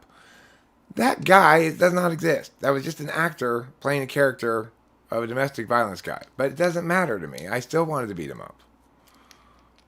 To me, it's as real as if it was real. It's like I can't tell the difference. SI and NE means it's like my dad the other day saying, how do they train that emu to run on the treadmill? Obviously they don't. Or when he sees the football commercial for Allstate, well, I guess that must be Aaron Rodgers' actual dog. Why do you guess that? What possible reason would you have to guess that? Well, that's antipolar, Well, why is that FI if it's all external to me? No, because I'm feeling the negative feelings. The anger that I feel is my emotion, or the sadness I feel, but mostly it's anger, right? That's my emotion. Now, I agree with you that my emotions are most frequently kicked up, almost always, when I'm an object. In other words, when I'm not an agent observing something that's happening to me or somebody else and feeling feelings about it. It's that other people's emotions I internalize to some extent or experience as my own. The FE may be the mechanism, and so the thing here is look at this chart. Look at the chart. So if we look at FE, and it says managing others' wants and needs. And you'll see next to it in parentheses FI. So none of these functions are divorced entirely from one of the axis mates in its expression. And so FE expresses as a subject in ways that validate against FI. All right? FI expresses as a subject in ways that validate against FE. In other words, if I'm preventing harm, that validates against FE norms, right? Now, as FI as an object, it happens two ways.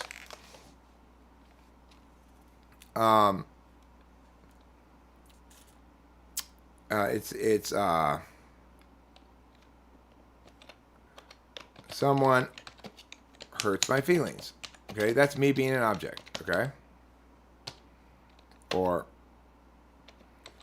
I read or see something that incites emotional response.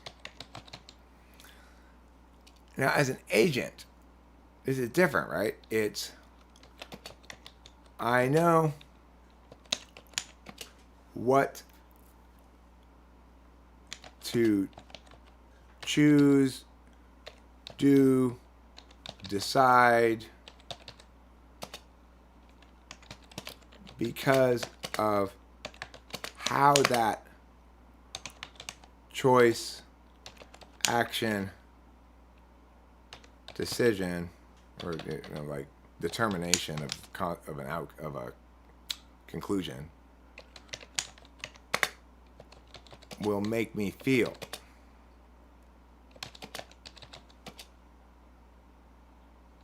Later, right?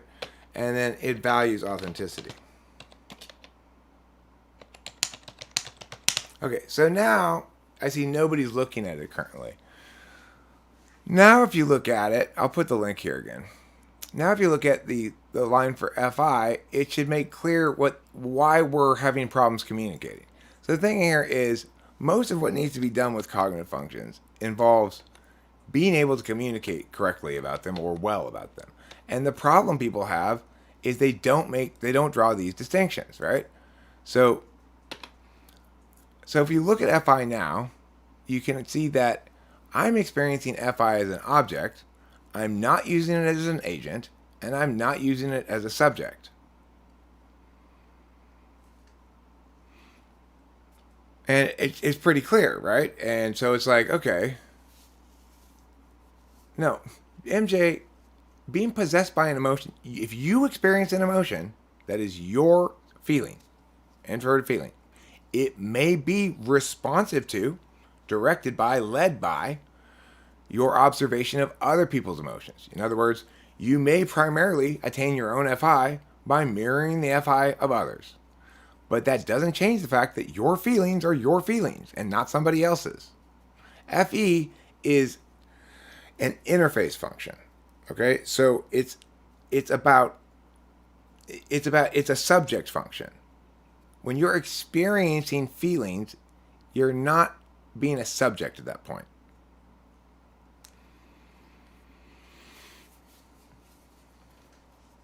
This document should enable us to talk about this successfully without talking past each other. Because it's not just for typology either. There's a desperate need in English to acknowledge that we have subjective frames of reference, objective frames of reference, and agential frames of reference. Instead, the grammar of language only allows for subjects and objects, or it only distinguishes between them. FE is SE with a focus on people? No. Invalid. Wrong. Incorrect. FE is an interface function, which means it's both proactive and reactive, depending on which slot it's in. It's more one or the other. And it's an approach to problem solving, like TE. TE solves problems yourself and draws upon FE as needed when one's own solvency is inadequate. FE solves problems with other people, and draws upon TE when they can't find anybody to help. Isn't it gathering too? I mean, an interface function is one that is attentive to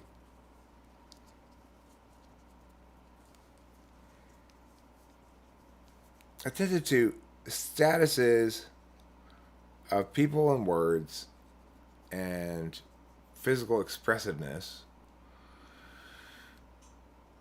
and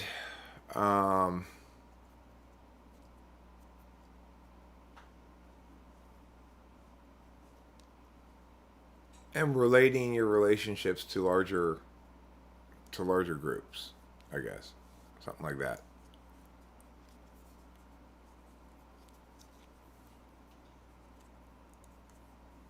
TI and FE will both do something like distract him while we pass this store so he doesn't want to go in. SE says, just tell him no. Right. Well, yeah. FE says distract him while we pass this store so he doesn't want to go in. FI says, hold on, but you might not be respecting his authentic desires. TE goes, he can't afford that right now, so I'm with FE. TI goes, that's not for you to decide. He has to parse those things himself. NE goes, or why don't I run up ahead and I'll put on a mime show on the other side of the street so he's looking that direction. You know. But I don't want to do that though, so never mind. NI goes, why are we interfering with his business? Or maybe just let him figure it out himself. Something like that. SI goes, he always goes in this store. There's nothing we're going to do to stop him.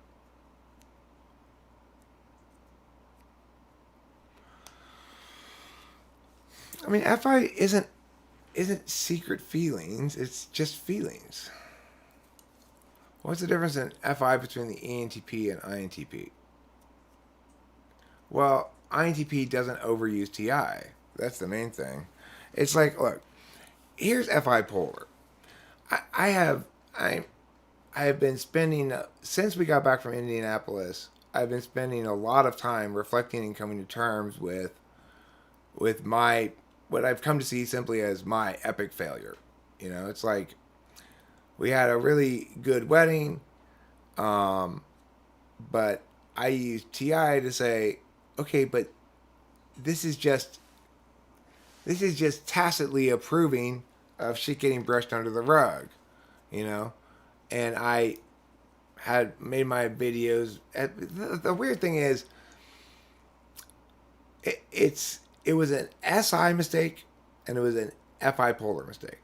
It's an SI mistake because it was me not recognizing that this instance, us being in Indianapolis at this big wedding, meant that the same shit I'd frequently talked about before online was much more likely to be actually viewed by her family members. So even though, to me, I wasn't doing anything different than I'd always doing, I was operating in something that nobody was going to watch it. But of course, it was a different circumstance. And this reminds me of the occasion in which my ESFJ ex-wife displayed her NI polar. We were selling some records, LP records, and it turns out that we had one. We didn't realize that it was super valuable. It was like $300 something people paid for it. And I said, well, we should package this one more carefully. But she was just like, well, we just, you know, we've always mailed them like this before. Let's just mail it like this. Well, sure enough, and this one had to go overseas to Japan, and we got complaint that it was, the packaging had come off and it was damaged somewhat in the flight. And I was like,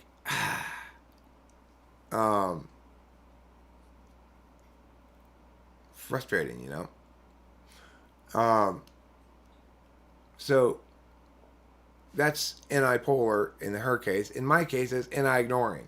This special circumstance means you should talk differently than you normally do, or acknowledge that if you do the normal thing, it's not going to have the normal response. So in other words, I basically fucked up badly. And, probably made it such that we're not going to get invited to any future weddings, and who knows what else I did. At first, I felt like completely in the right.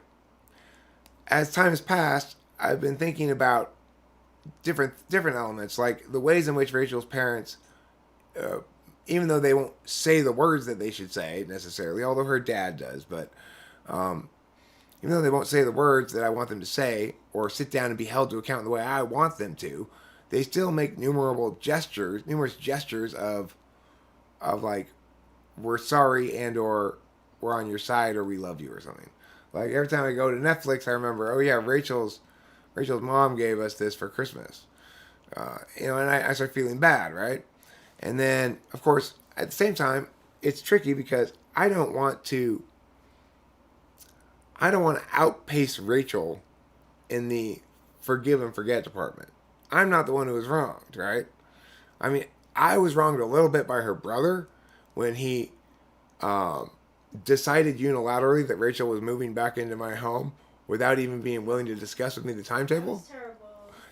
So I have justification to be angry at Anthony. But I do want to make sure that whatever my thing is, it doesn't do net harm to Rachel's overall family relationships, nor to the capacity to continue to repair things and heal. So the problem is, by insisting on, like, no, we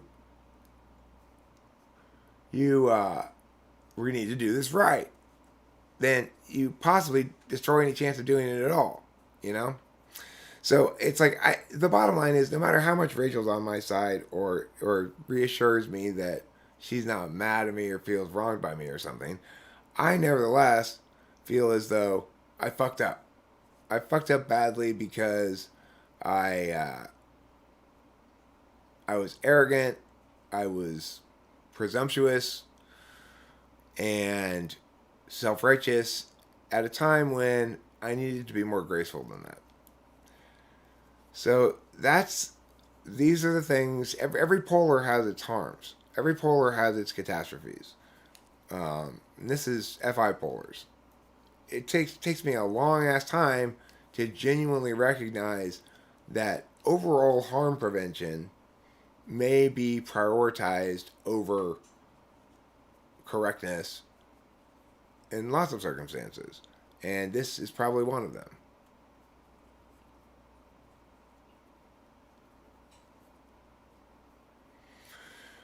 Well, no, the point is this, MJ.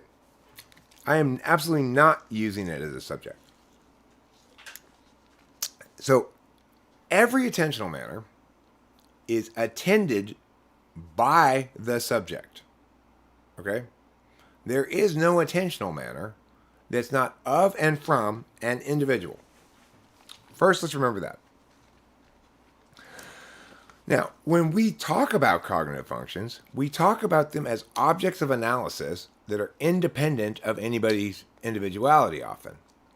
I'll hear people say, well, TI tries for correctness. No, that is not correct, okay? The correct way to say it would be, when a person pays attention via TI, they are paying attention to logical validity in the language and contradictions between multiple pieces of language. That's what they're paying attention to, okay? So when somebody is being a subject with TI, they are doing what I'm doing right now. I am making words that are validated via TI. Because TI is not fundamentally a subject function. It's not a way to act, it's a way to deliberate. So, in other words, if I am going to act as a subject with TI, I'm actually going to be doing the action with extroverted intuition, but the TI will be implicit in everything I say because all the extroverted intuition will be validated through that deliberation function, and I'm using that deliberation function in conjunction with extroverted intuition to act as a subject, to put stuff out into the world. to do something to the world, right? So, so it's never the case that deliberation functions take action, but it is often the case that action taken is taken through the frame of a deliberation function. So, like MJ says, in Socionics, FE is called emotions just like SE is force willpower. So does Socionics, when they say FE is emotions, do they mean FE when dealt with by the individual as a subject? Do they mean FE from your perspective of other people's FE? Or do they mean FE as a way of knowing about things, or a frame of a valuing frame? Oh, they don't specify, they don't make these distinctions. This is the problem, right? Why are we talking past each other? Why is anybody talking past each other?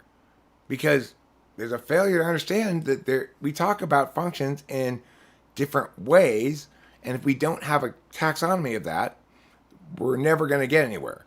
So, for example, when you ask a test question for a typing of somebody, are you asking them to self-report regarding their values? Are you creating a situation and presenting it to them that's going to ask them to display values rather than answer the question directly? Are you asking them to self-report about a habit? Are you asking them to demonstrate a skill by reporting about other people? Are you asking them to explain their values as they explicitly perceive them themselves? So you've got self-reporting answers, right? And then there's multiple categories of self-reporting. If I ask you to self-report on how smart you are, that's a very terrible kind of question. If I ask you to self-report like this, can you relate to me an instance from your own life in which two people, not yourself, had an argument in which one of the people you thought was really just jealous? Okay? Now, I'm asking them to self-report, but I'm not asking them to self-report about something where the answer, the specifics of the answer is going to be informative, but rather the manner of answering. If I do this and check to see if you lean back as well and go forward like this and do a couple things with my arms and see if you mirror, I am typing you, but I'm not asking you any questions, right? So, well, here's the thing. It's complicated in the following regard. Each of the functions is naturally a subject, object, or agent function. If you have a function in the dominant slot, you can use it as all three.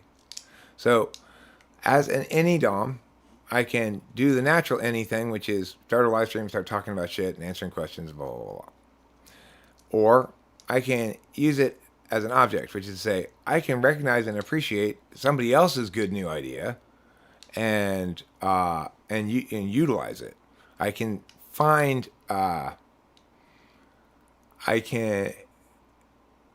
whenever I see other ideas that I can adapt to this, I will do that, right? So in other words, I'm open to receiving, I'm open to being the object of other people's extroverted intuition in ways that can convert to something, right? And I'm not just always focused on my own ideas and deny everybody else's ideas because they aren't mine. And then as an agent, I can, I have a value, a fundamental value of novelty. That means it's sort of an implicit value for me that I try not to be too repetitive or redundant. And, you know, it's like every time I make a song, I want it to be different from the one before, etc. So that's part of my agency as an extroverted intuitor. Now, another way of saying of how that might express is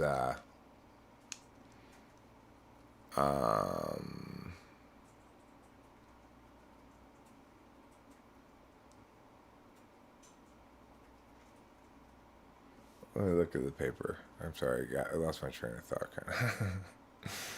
I got distracted by some other thought in my head. So it identifies new ideas in the world, right? Surprised by a joke or judging something as derivative. You're an object in the sense that you are deliberating about what's just happened to you and having some sort of status determined accordingly. Like I said, it's easy with FI to understand this, right? FI object, it's easy to understand. FI subject, it's easy to understand. I'm doing what I really enjoy doing and find precious, or I'm spending time with my precious. That's FI, being a subject. FI being an object, if I hit you with a stick and make you feel bad, you hurt my feelings is a common enough expression. We understand the difference between I hurt your feelings and you hurt my feelings. Right? We understand the difference between subject and object there easily. Other things are more complicated.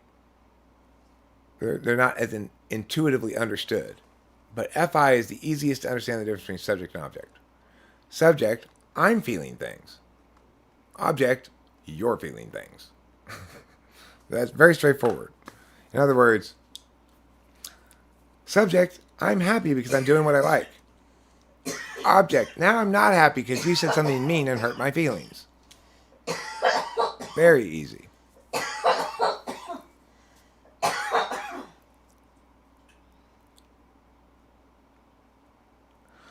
Well, I mean, object means something, you've engaged with something beyond an observational level. So if you're an observer and you watch Joe hit Bob, now you could position it as, well, I'm the object of that thing I saw, right? Like I'm in some regard, that event becomes an object within me, but I'm not the object of any of the action in the event, right? I'm the observer. So in that instance, you've got it clearly as subject, an object, and an agent. One person is attending via action. One person is attending to having action done to them. And one person is knowing what's happening.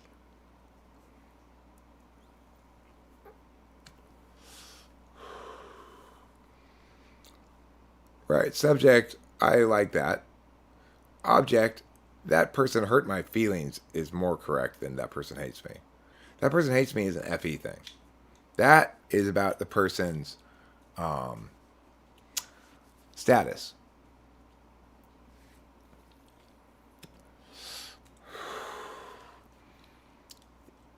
I like you is subject. You hurt my feelings is object.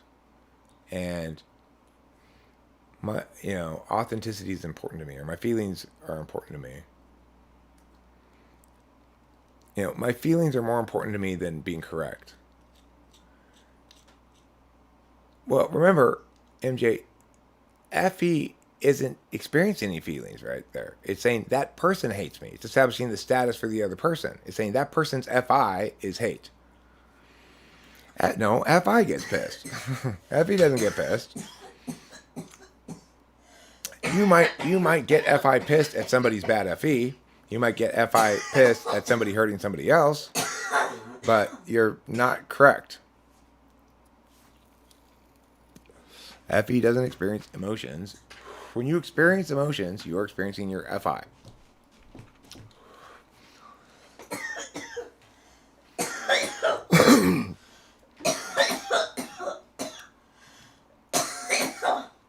Yes, darker draws, but INTPs countervalue NI, which means they don't like it when they reach the correct answer because it ends discussion. They want to continue ideating. You'll see also INTPs overuse NE because when they're talking to you about something, this is a typical INTP way of answering a question. INTP, how do you define justice?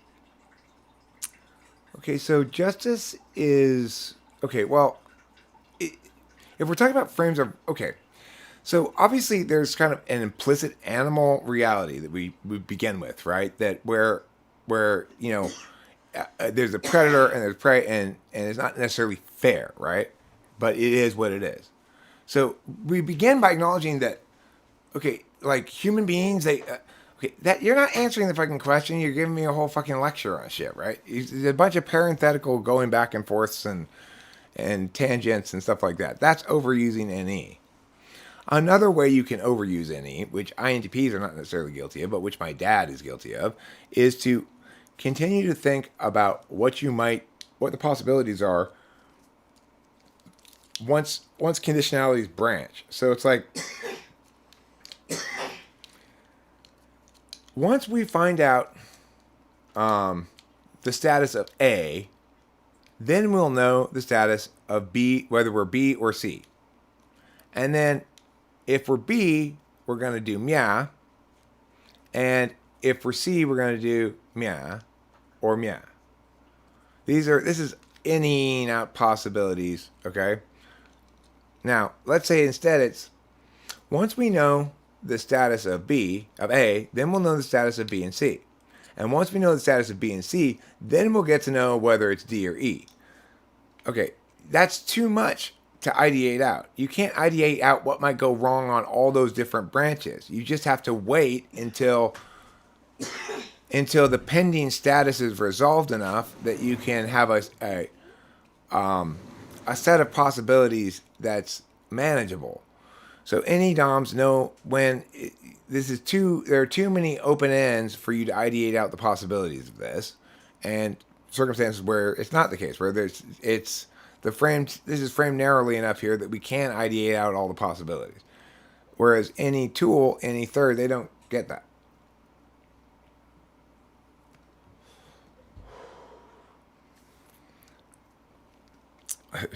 Yeah, well, as you know, this is how we authenticate the Talking with Famous People live streams. If you don't hear Rachel coughing, it may not be an authentic Talking with Famous People live stream. And here she comes. Remember what I was describing to you earlier about this lady of mine? And how she'll come in and this is her 8th slot SI.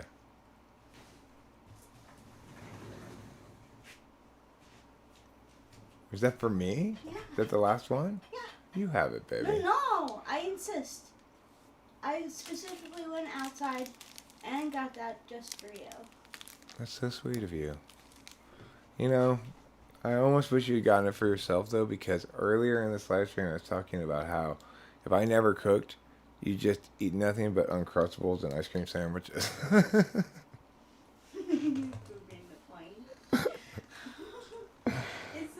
It's not untrue. We do need to go back to Smart and Final because we have to get more of these. Okay. Florida's natural grapefruit juice. I just can't find it anywhere. It's never at the Smart and Final. I mean, we don't go looking around for it, but it's not sold very many places. So it's kind of off of my radar right now. But I want to introduce my new unofficial sponsor, Fat Boy brand ice cream sandwiches. Okay? These are so much better than the cheap ice cream sandwiches. They are a little more expensive, but you do not want to bother with the cheap ice cream sandwich, okay? Because this is a hell of an ice cream sandwich, this Fat Boy. It's just right. And let me tell you, sometimes right before going to bed, having one of those things, it like fills my stomach enough, and boom, Makes you sleep better, yeah. Yeah. You want a bite? Sure.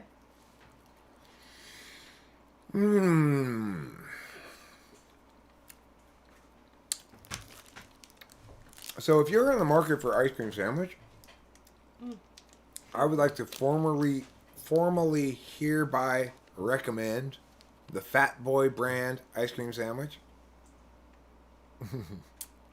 I hereby transubstantiate this bite of ice cream sandwich to everybody out there. You should taste it in your mouths. I'm not going to be able to taste it. But I'm just kind of transubstantiating it. Of course, to transubstantiate a bite of ice cream sandwich properly, I hereby transubstantiate thee. Okay, here we go. I transubstantiate. You have to use the torch then. Oh. You cannot transubstantiate with a regular lighter.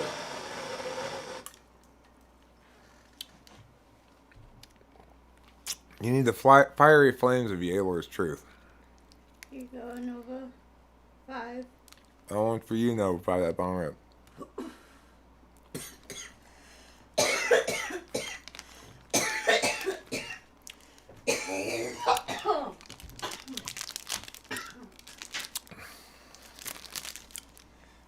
I'm inhaling the fumes of this ice cream sandwich. Hey, you want the rest of this? Sure. Look. It's interfering with my ability to talk. Oh. I'm gonna get myself another cup of coffee. While I'm gone, I'll play these instrumentals here for you. See what you think.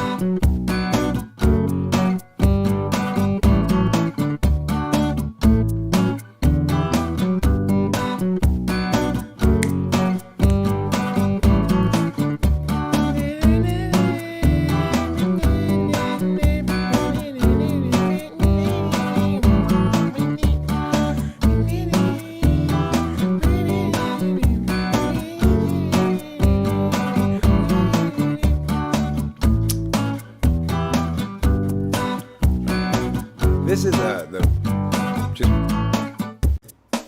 just brooding here won't do any good song, but it's sped up faster than it used to be, and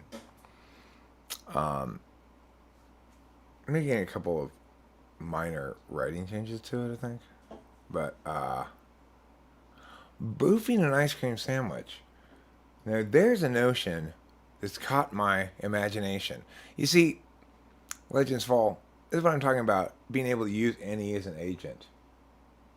Now, that's an original idea. Let's work with that. Let's open an ice cream sandwich boofing agency where we will go to your house and shove an ice cream sandwich up your ass for $700. We'd probably find people to pay us for that, to do that. People probably want to have that done to them. Yeah, like. And then we just tell them, you do not let that out until it melts by itself. I wonder if it helps, with the weight. Well, I mean, Legends Fall wisely points out it helps with ass fever. Oh, it does help. If you've got ass fever, then say starve a cold, feed a cold, starve a fever, boof, ice cream sandwiches for an ass fever. That's the saying, the old saying, I believe. I do too. Why did I name my channel Talking with Famous People? I just thought it was a good name, basically. I made a little video, which is the official first episode of Talking with Famous People. Although it's not the first episode, not the first video on this channel. But, and it's a little skit that I'm freestyling with myself. And I'm recording on audio. And it goes like this. Hello, I'm very, very pleased to be here, host Eric. Yeah, I'm host Eric. I'm going to be interviewing today two very important guests. Their names are International Delight and Pucker Tart Lemon Squeeze. And I'm proud to have them here on Talking with Famous People. It was just the name I came up with on the fly for this show. I was freestyling a skit of, right? So then, I'm very pleased to be here on Talking with Famous People. I'm International Delight. Pucker Tart will be here in a minute. So, International Delight, I hear you recently traveled to Singapore to solve a problem there. Yeah, I did. I traveled to Singapore because they had a national problem. Their drinks were too sweet. I say, oh, Pucker Tart, hello. Hi, it's me, Pucker Tart Lemon Squeeze. Welcome. Please have a seat. So, tell us, Pucker Tart, you were there with International Delight in Singapore, and you saw their problem. Their drinks were too sweet. What do you think about it? I think we should do something tart. Yeah, Pucker Tart, I explained, not all circumstances require something tart. There are other solutions in life. Maybe we should use something sour then. Yeah, that's pretty much the same thing, Pucker Tart. Sourness and tartness. So, what did you do, International Delight? I mean, Pucker Tart here has the head of a lemon. Did you add lemon juice to all their drinks? Obviously not. I'm not going to squeeze Pucker Tart's face. No. I just told them to add sugar. Less sugar. Less sugar in your drinks will reduce the amount of sugar in your drinks, and they won't be so sweet. And they tried it, and it worked, and they held a parade for us. I think we should use something tart. Maybe we should use tartness. Okay, tartness is great, Pucker Tart. I've explained this before, but it's not always the solution. How about sourness, then? Pucker Tart, listen. You're not listening to me. It was that. I was just doing that, right? I was just doing that. And I liked the title of that make-believe interview show that I was making up on the fly, Talking with Famous People. I decided to name the channel that. Now, my explanation for why the channel is named that or what it means or whatever has changed over time and stuff. At first, I actually did try to interview people, but I went about it the wrong way. I didn't realize how difficult it would be to actually find people to interview. Yes, I actually talked quite a bit about the subject too. Dan, Club ENTP, I'm gonna reveal his secret. You could call him, and you wouldn't be wrong. You could call him Dan. Okay. I know it's so ordinary a name though.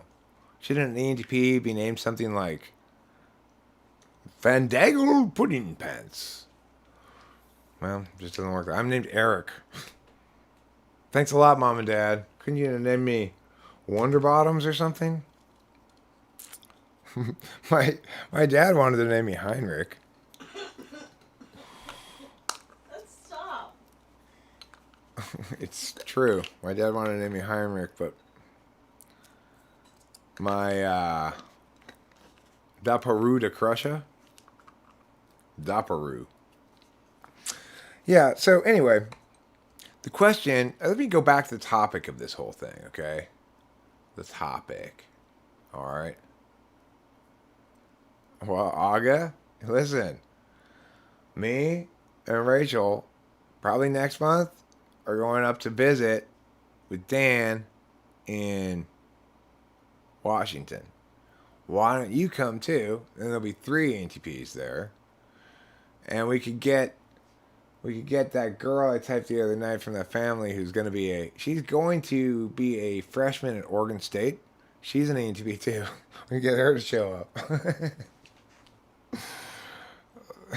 It would just be nuts, you know. Well, it would be playtime. This thing is, we'd all want to play things. We'd want to make things and play things and do things and that are fun. Like, you know, he lives in Washington, and I tell you what I want to do for sure. I want to find a Sasquatch. I want to find a Sasquatch, and I want to film it. I know there's Sasquatches up there. I am quite certain there are Sasquatches. Try a drum circle of ENTPs, everybody playing leads. Just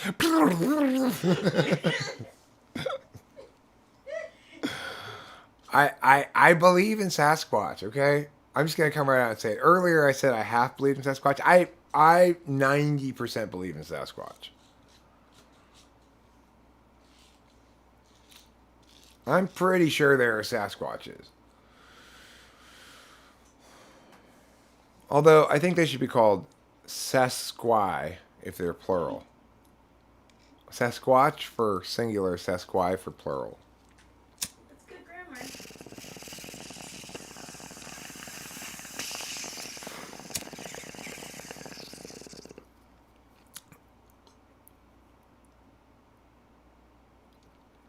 Are you in love with an INFJ?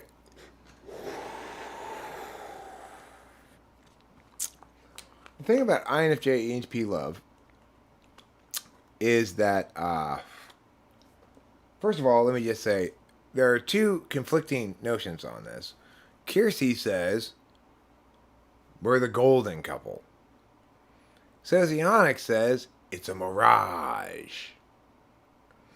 So, which one is it? Is it a mirage or is it the golden couple? Well, as discussed earlier, the reason Socionics says it's a mirage is not totally illegitimate. It's that it makes both people lazy. So in other words, both people are very comfortable with each other, but neither party is, I guess, providing any impetus for improvement to the other. But the thing is, how that plays out is going to somewhat depend on the ENTP, I guess. Like, I'm pretty comfortable. I've watched more media and consumed more media since I've been with Rachel than I had in years and years. But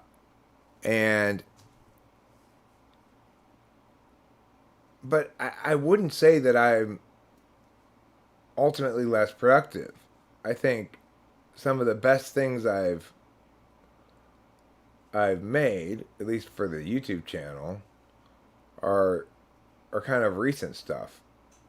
For a while with Rachel here, I mostly just live streamed and didn't really do many uploaded videos. But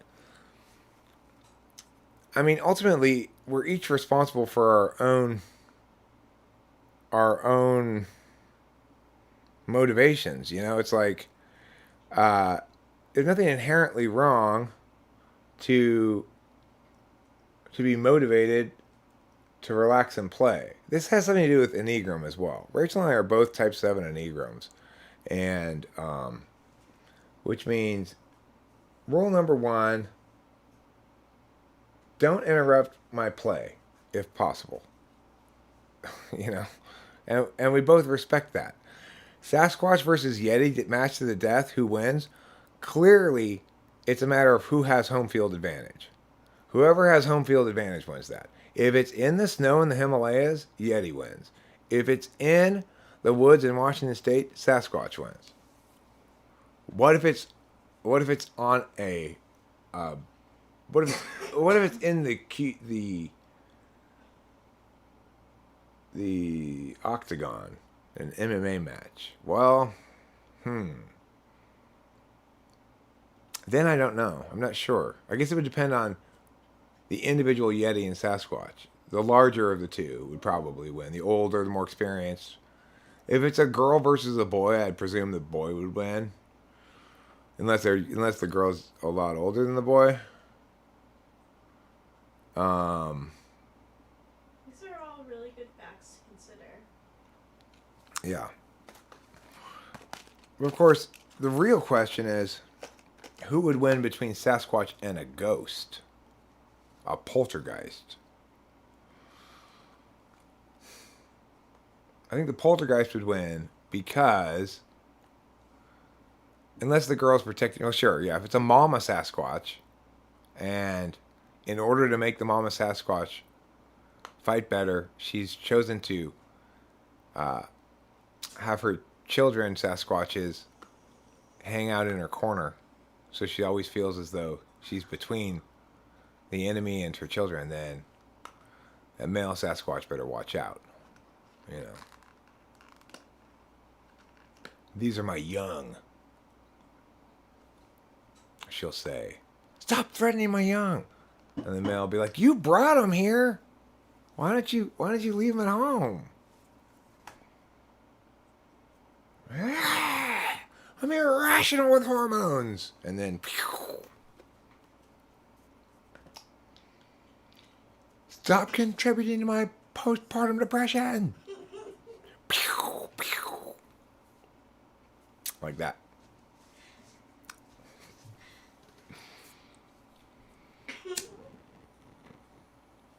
Sometimes I have postpartum depression after I make something. Especially if I'm not really pleased. If I put a lot of time into it, I'm not very pleased at the result. Then I'll have postpartum depression for a moment. I'll feel like my baby came out fucked up.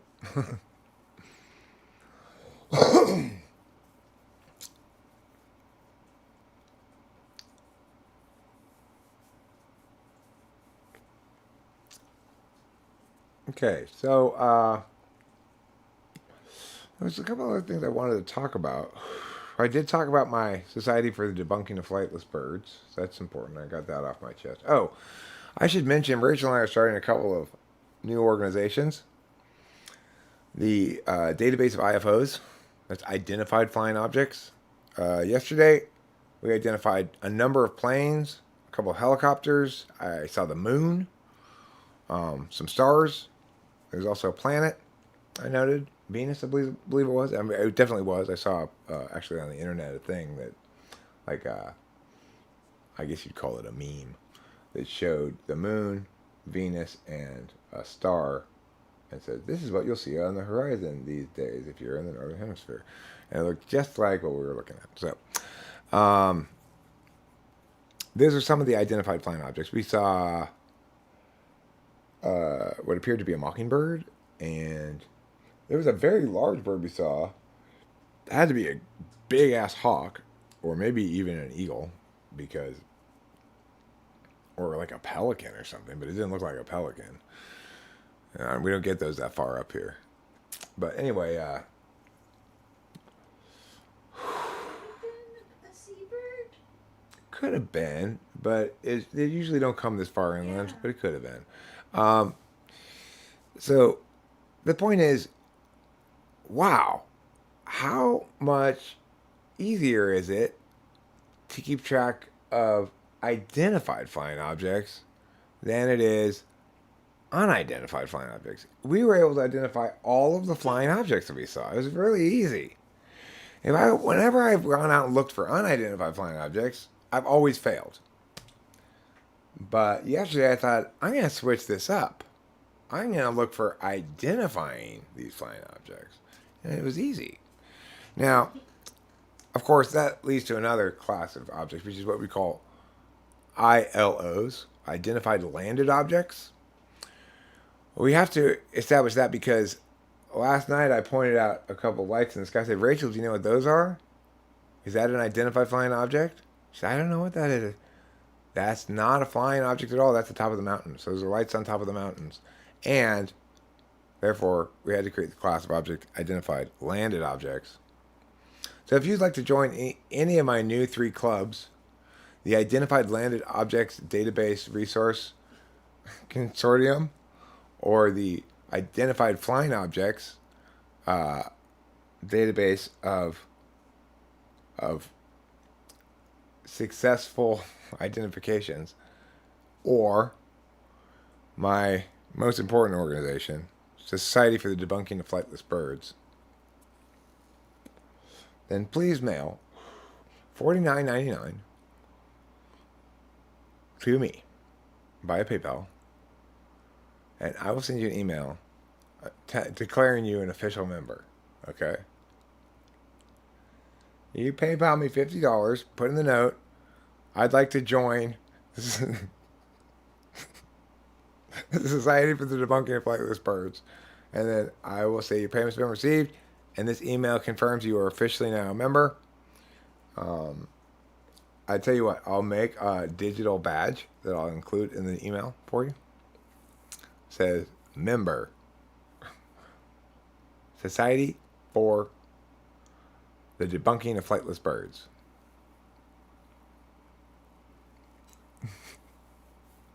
Oh, do you have an identified grounded objects club? Maybe we can combine. Maybe we could become the Federation of identified objects of both landed and grounded natures. The reason we use the term the Landed Objects Club is because identified landed objects is because we're operating under a frame of reference that at any moment anything might take off and begin to fly, and therefore it's incorrect to say that they're grounded because the capacity for them to take off has not been entirely debunked. And so as a consequence, we should call them landed objects and afford them the benefit of the doubt that they may someday begin to fly. Flightless birds are a conspiracy, Boba Fett. They want us to believe that ostriches and emus can't fly.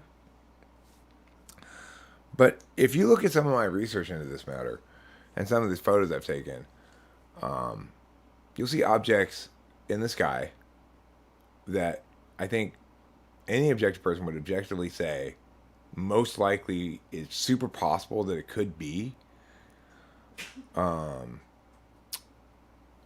ostriches or emus flying and pulling sky chariots.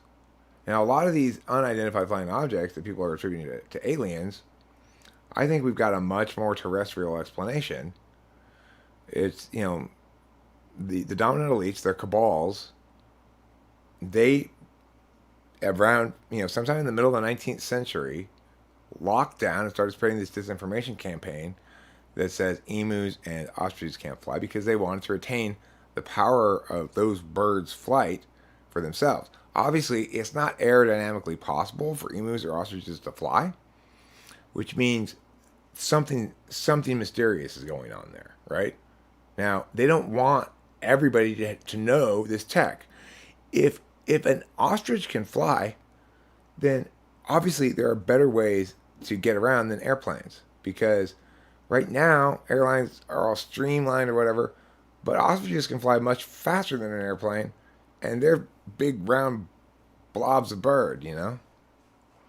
So the point is, it's time to stop this pattern of misinformation and lies that have been hurled upon the general populace regarding the capacity of birds to fly. The Bible tells us very clearly all the fish that swim in the sea, all the animals that walk on the land, and all birds fly. That's what it says. The Bible never lies. It may be misinterpreted by people, but there's no misinterpreting that. All birds fly, and all things that fly are birds. I quote Matthew 22:22. Case closed.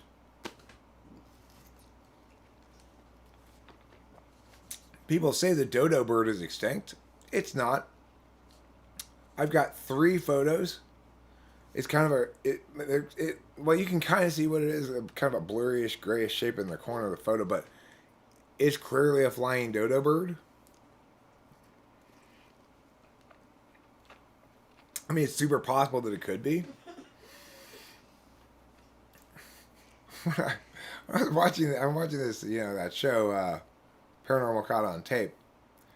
One of the ladies that they're interviewing actually says that expression. It's super possible that. Okay, how is super possible different than just possible? Like, what makes something super possible?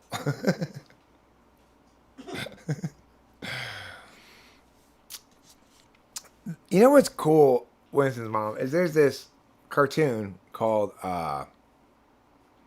God's, it's an anime, God's Design Team. And one of the first episode is about the giraffe. And God sends down a request to the design team, design us a giraffe.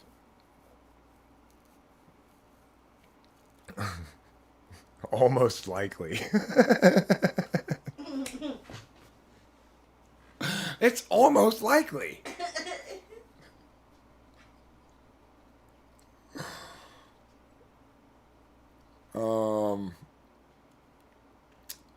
So anyway, the design team goes, okay, guys, put in an order for an animal that eats leaves from the top of the trees. And one of the design team guys was like, that was vaguely specific. One of the design team guys goes, okay, well, let's just make a deer with a super long neck. But of course, the thing keeps passing out because the heart's not big enough to pump the blood all the way up there. And every time it stands up, it passes out. Like, okay, that won't do. And then they say, well, okay, let's just make one with super long legs then. And then the giraffe can't drink any water because it can't reach its head all the way down to the ground, even if it's kneeling. So then they balance out all these various vectors and they come up with a giraffe, right? That's got pretty long legs, a big fat middle part with a very large heart, and a long neck. And they have to compromise. It's got to kneel in order to drink water. Okay? So that's episode 1 of this cartoon, an anime cartoon. This is an anime cartoon. Keep in mind that is not creationist or anything like that. It's just Japanese people having a fun idea, right? But it's indicative of the fact that evolution makes no sense at all, right? That thing has got to be customized to work. It's got to have a big ass heart, exactly the right length legs, and a neck that's not too long. It's got to have a lot of things in place, and it's got to have a massive engine, which is to say, its stomachs need to do a lot of stuff to produce all the energy for all this shit. It's not possible to evolve into that, right? It's like there's no way, there are no possible intermediate stages is the problem. There's no advantage to having a longer neck unless you also have the corresponding other components you need to make that work.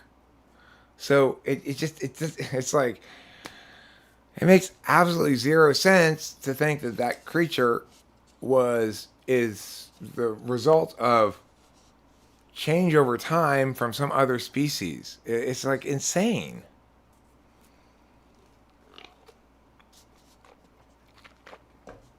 I mean, I don't mean to start a debate about evolution, but for those of you who haven't heard my positions and stuff on evolution before, it's really straightforward. Okay, it's just that evolution fails to substantiate its claims. That it does not explain speciation, that it never did, that it's disavowed all of its core engines that originally defined what it was and replaced them with other nonsense, and it's currently attempting to de-operationalize all its definitions so it can't be disproved.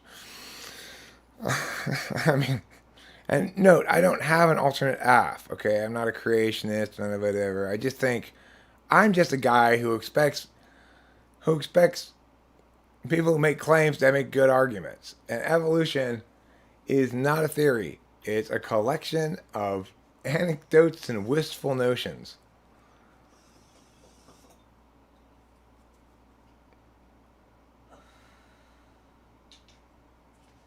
I mean, I think it's ridiculous. Of course. I think all those things are ridiculous. You know, the existing theory until just last year, and this was the standard understanding that had the most support by everybody for evolution, was this thing called punctuated equilibrium. So mathematicians just proved it to be impossible, you know, like last year. And so they nixed punctuated equilibrium. It's been falsified.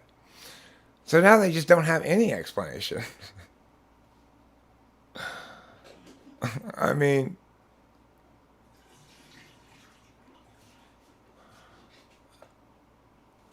it's ridiculous because the fossil record does not support evolution at all, really.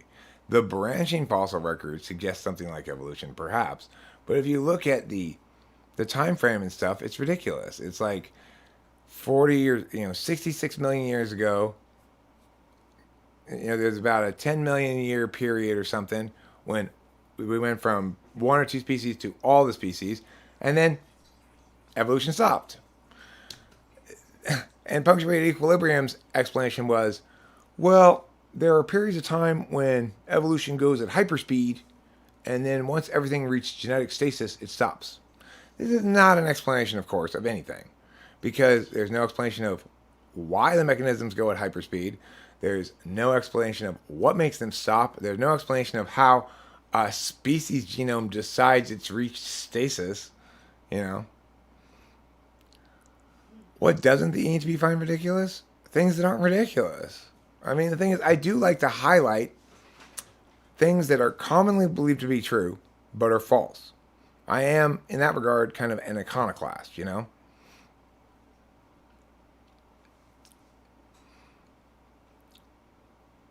I mean, look, if to falsify evolution, all you have to do is point out the fact that fruit flies don't genetically change as a species any faster or more than 1,000-year-old bristlecone pine trees, despite the fact that the rate of generations is massively greater. So in other words, a fruit fly gets probably hundreds of thousands, or if not millions, of opportunities to genetically evolve for every one opportunity a bristlecone pine tree gets. And yet, the same amount of genetic change over time is seen in both. If, in fact, evolution were correct, then you'd have to imagine some mechanism by which, say, some sort of change in the genome within a single pigeon or a couple of pigeons manages to change the population's genome, even though there are trillions of pigeons. It makes no sense, right? If you look at it mathematically, what you discover is that the only mechanisms that make any kind of sense at all become mathematically impossible once you hit a population of around 100 individuals in a species, which is a very, very small population. When you point out that definitionally, if a species is defined as two things that produce, when mate together, a reproductively viable offspring, then evolution is definitionally impossible. So what does evolutionary scientists do? They get rid of the definition. Well, we don't define species anymore.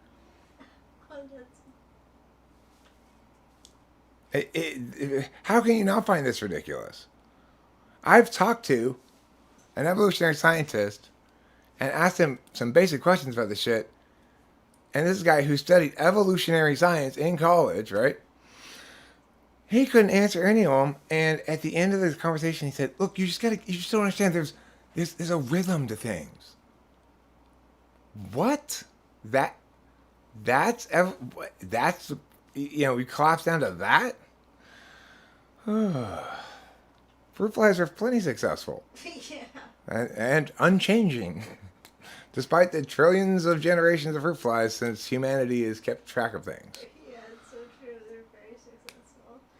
Would that be the same like roaches? Like, are roaches successful? They like. Yeah, I mean, the bottom line is what we know from our recorded experience time frame of, say, 10,000 years of humanity or whatever, is that everything's the same as it's been for that 10,000 years. Things haven't evolved.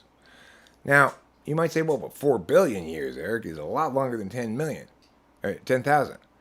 Okay, but we're not talking about 4 billion years. We're talking about 60 million years. Because there's been extinction events every 40 million years until about 60 million years ago. So, I mean, you got to look at the Cambrian explosion, which is when all the fucking species came into being, and say, why did evolution only happen then? If you believe in evolution. Because it hasn't happened before or since. It didn't happen since, for sure, right? In other words, punctuated equilibrium, the previously accepted understanding of things, said that species reach something like genetic stasis, and that's why we don't continue to see evolution. With no explanation of what or how or why they reach genetic stasis, or what that is, how you define it, what it means, how a genome, which isn't a thing itself, but it was instead a concept to describe a shared set of traits among individuals who are special, as say, of a species.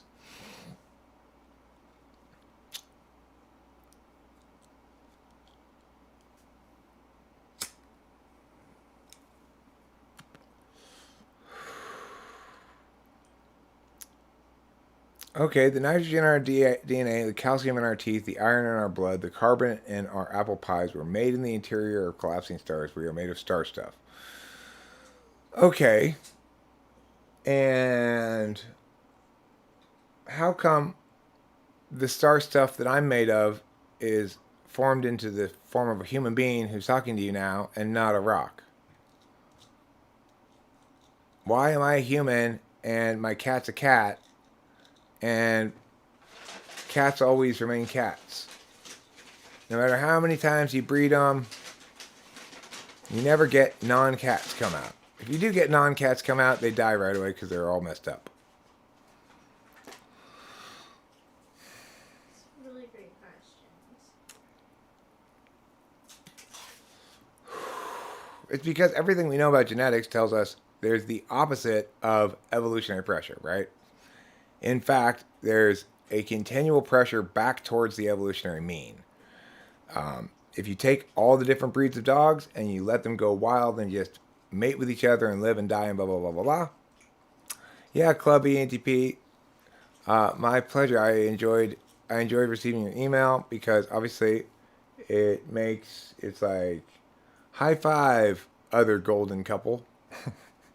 Now, whether you'll actually last or not, Isaiah Rude got with a damaged INFJ who was awful to him, and that didn't last at all. And she was definitely an INFJ too, so, you know, try to get a good one.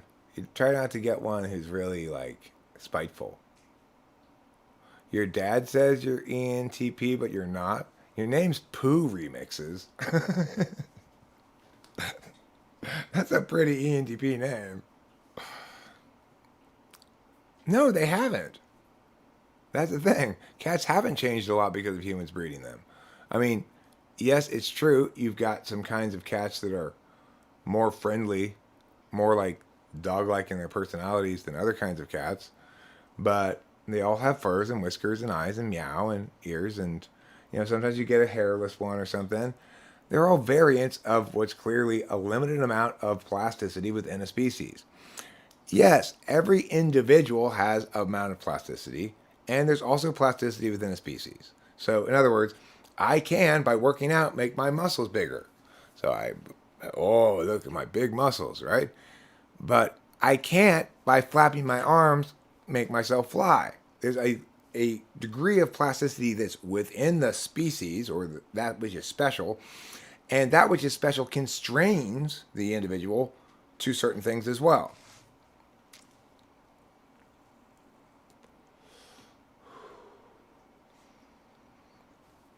Well, Pooh remixes, have you ever encountered any TI questions? And if you have, how do you do on them? That will be instructive in what you are. The thing is, I was just the other day complaining about the original mixes of Pooh, so I'm glad somebody's bothered to remix them. Mr. Foot. Can I call him Footson? Should I call him Footsama? To be really formal.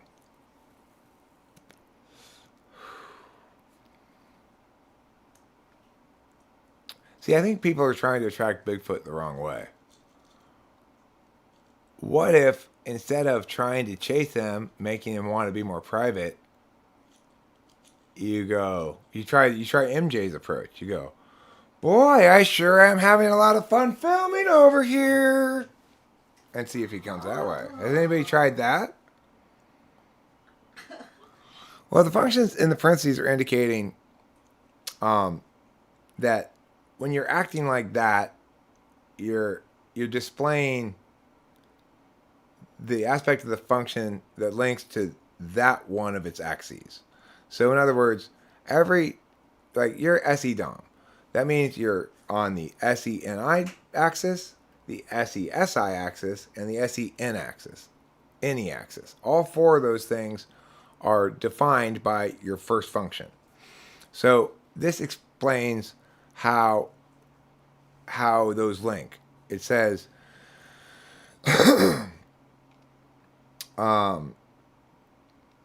part of being SE Dom, part of how you define SE Dom is how you define SI ignoring. Those are the same thing. They're the two sides of the same definition, right? So, in other words, SE Dom is what it is, and the negative space of that is SE ignoring. Right? SI ignoring. Right.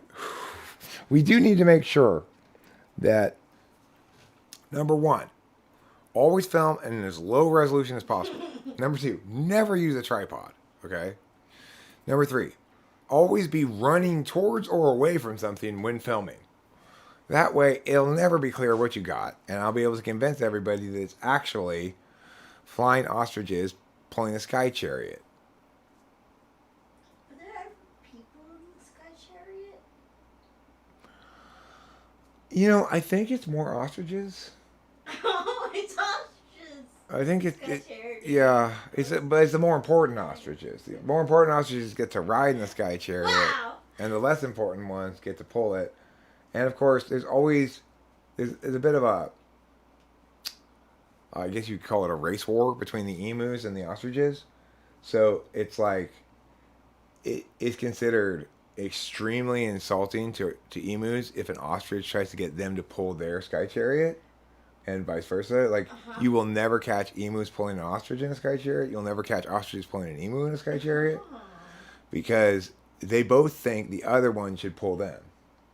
Oh, really? They've been at war with it for years. At war over this for years. Yeah. SE8 is the only placement of SE that thinks poo is a good word to include in your screen name. It may be SE 8th, but it may just be FE 3rd and SI 4th. SI 4th, we maintain a very childlike relationship with our bodies, as Rachel will confirm. If I'm hungry, she knows about it. Mhm. It's important for me to know about it, though. Well, we have to frequently make plans. What is she going to do if I die of starvation before we get through the drive-thru or whatever, Yeah. Because she can't drive a stick, really. We should really get you to drive it because, they call starvation the sudden and silent killer. It can sneak up on you. One moment you can be fine, totally full, and the next moment you can be 5 minutes from death. This happens to me a lot. I'm surprised I've made it to 50. This is giving me anxiety. It's okay, darling.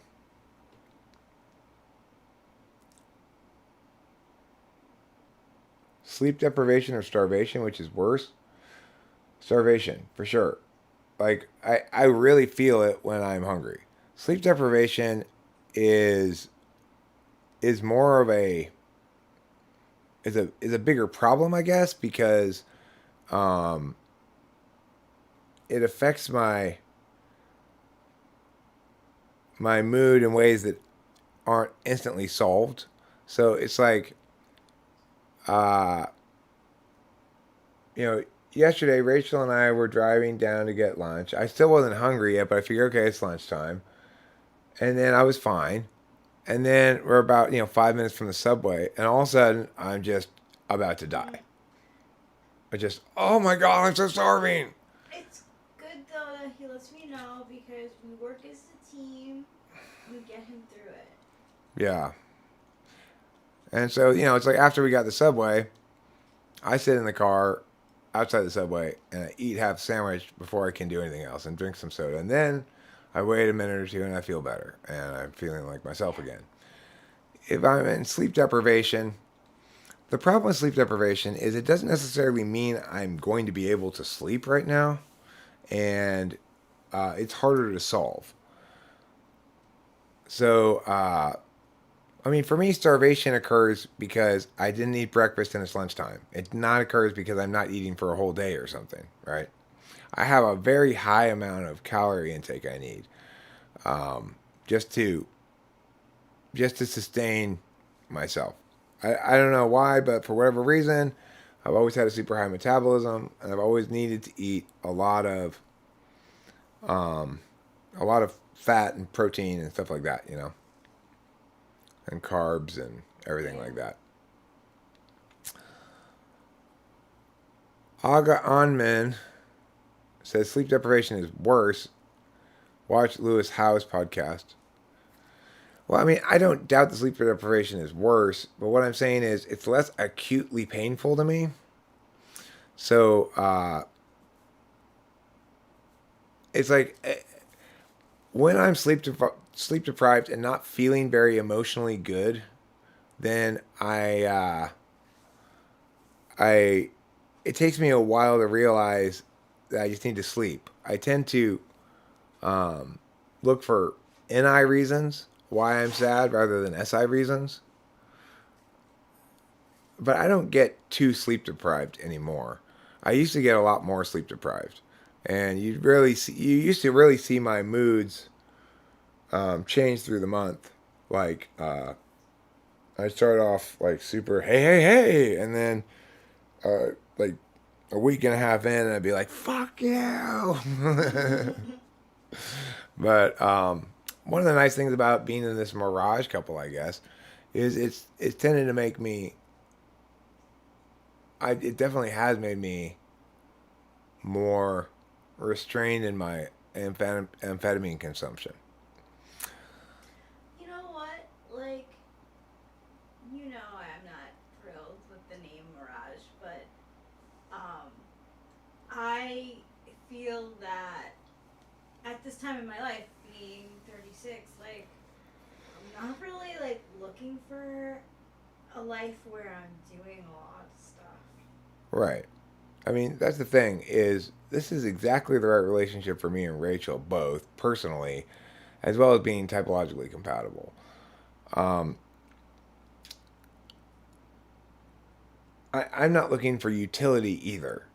You know, I am looking for somebody I can make stuff with and play with when I want to creatively, but who's not going to be offended if I don't include her in everything, you know? And Rachel's never really given me any pushback about any creative stuff, which is kind of important. Like, I welcome any of her suggestions or whatever, but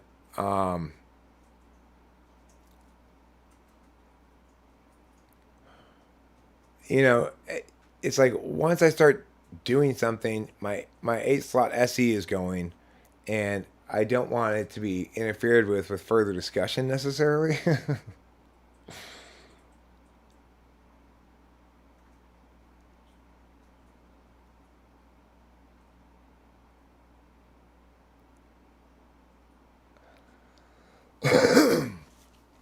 Yeah, so the other thing is sleep deprivation is I see as something of a natural consequence of just being who I am. Uh, um, when I'm not on amphetamines at all, and I'm off them for a long stretch of time, I don't sleep very well, or at least I don't sleep. I don't sleep very regularly.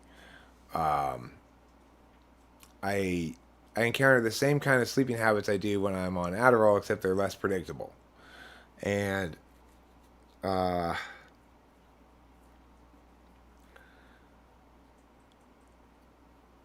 I just feel generally kind of bouncing off the walls a little bit, you know. But well, I mean, the bottom line is Karma's Pimp. SI and NI people frame every day differently.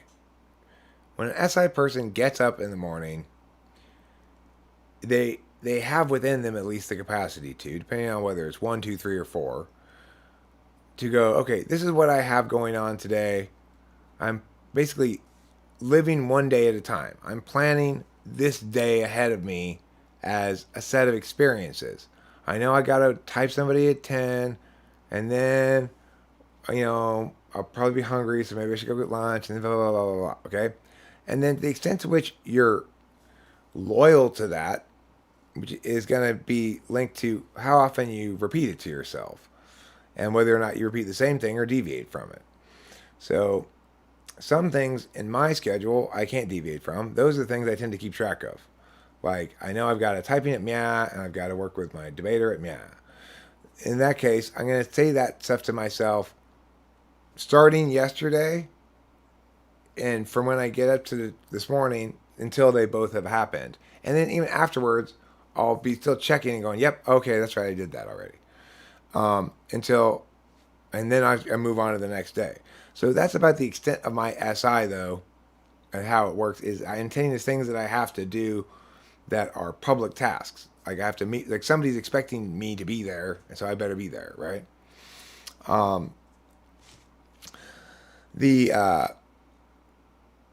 However, I don't do nearly as good a job in terms of if I'm thinking ahead of planning for the day. Well, we can do this and this and this. Let's say we're on vacation. It's taken me a long time to learn to include things like lunch and dinner, right? Well, we could do this, then we can go there, then we can go there. Well, when are we going to eat? Oh, right, we should eat something at some point. Like, so that kind of thing escapes my SI planning notice. But I am still SI front stack, so I still fundamentally frame the day through that SI way of being. And the reason I would appear to have poor conscientiousness is that, and of course the thing is, it depends how you define conscientiousness. When it comes to keeping appointments and stuff, I've got great conscientiousness. I don't miss appointments. I'm not late, stuff like that. You know, when it comes to doing my job, I'm very conscientious. How do NI folks stack up against NE guys in a debate generally? INFJs can be quite good. They're certainly the best debaters of the feelers, and they're better than a number of the thinking types. But, it depends on the coaching, really. So the problem with INFJ debaters is they want to. They really like certain kinds of warrants that aren't necessarily very strong. They like warrants that explain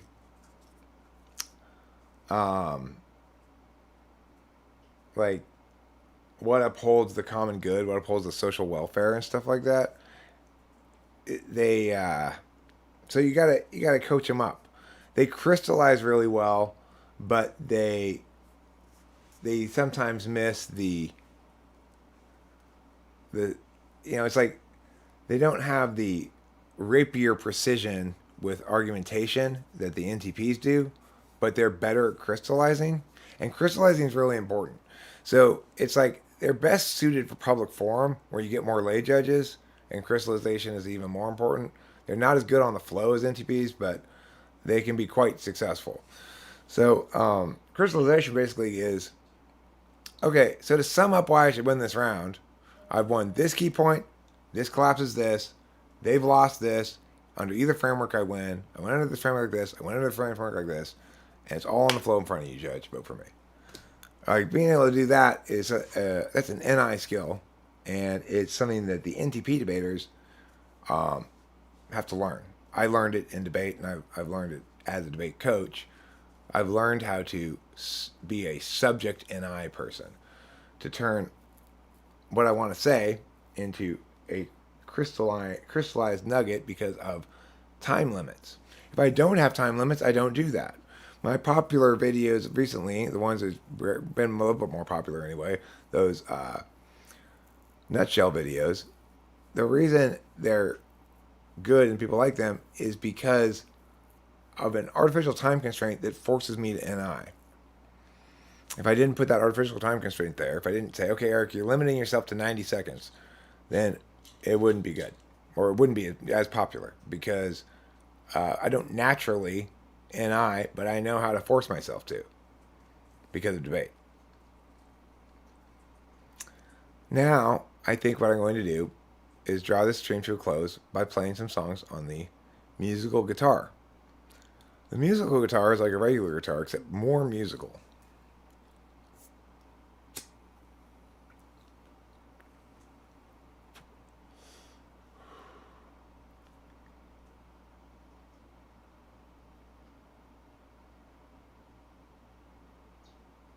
How does NI approach the same thing conceptualizing the day? They don't. Rachel, how do you, when you wake up, what are you thinking about as far as the day to come or whatever? I don't think that she's really thinking about it at all. I really don't. I'm thinking Thinking about NI shit. Just not related to her experience of the day. Yeah, I check my email. I do stuff like. That's such an SE answer. How do you know about the day ahead? I check my email? That's not a knowing function. That's a doing function. Oh, you're a musical singer too. I'm working on that. Oh, fun. Currently, I'm a musical rapper, but I hope one day to become a musical singer as well. I think you are. Perhaps I'm a rapical singer. No, I'm a musical singer. Of course I am. I was in a boys' choir as a child. That's right. I'm a boys' choir alumni.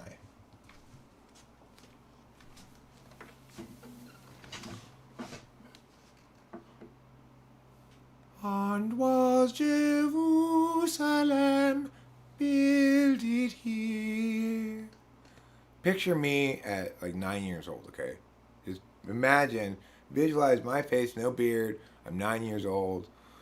I'm skinny and pointy looking. And I'm dressed in Vesper robes, okay? Those white things with the red, like, what kind of look like a cardinal from the Catholic Church. Imagine me, okay, here I am. I'm at the back of a church at somebody's wedding or whatever, because they'd hire the boys' choir to do weddings and stuff like that. And I'd be saying, this is me in the back. And what? I was a soprano, remember? And was Jerusalem builded here in England's dark satanic meals. Aren't I adorable? Did you imagine me singing like there? Wasn't that cute? Didn't I have a cute little boy voice?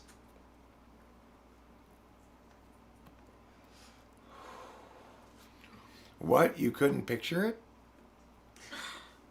You're bad at visualizing.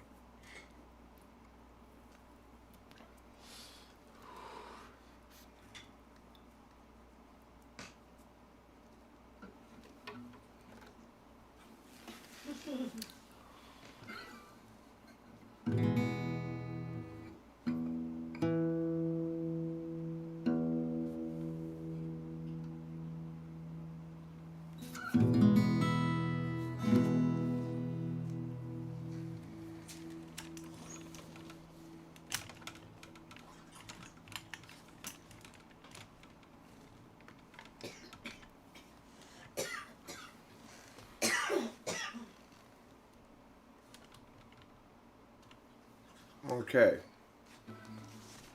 This song is called Oh Musical Guitar. Oh musical guitar,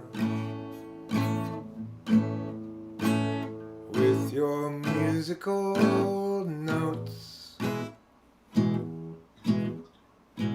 you enable me to build all kinds of musical boats. Musical guitar,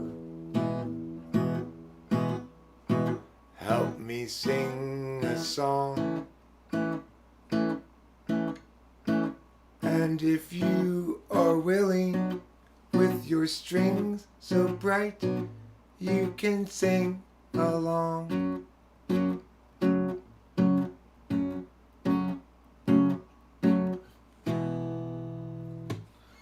The song was called Musical Guitar. It was one of my worst songs ever. And so I think you should feel pretty pleased to have been here to witness that, because it doesn't happen often I play one of my worst songs ever. Definitionally, it doesn't happen very often. Can I do it in an Irish accent? I'm not really good at an Irish accent. I can do an English accent, especially if I'm playing a Billy Bragg song. I can do an English accent.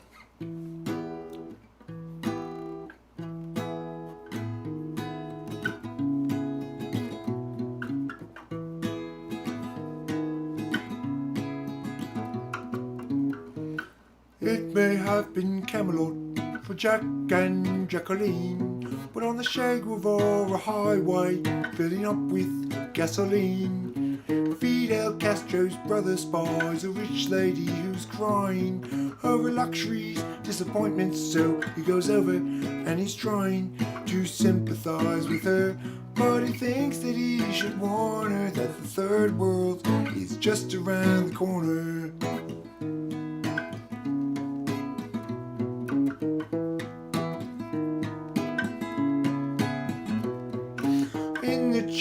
Pavilion, and the only sound I hear is the sound of someone jacking chairs and cleaning up spilled beer, and someone asking questions and sighing the light of the 15 fame-filled minutes with the fanzine writer.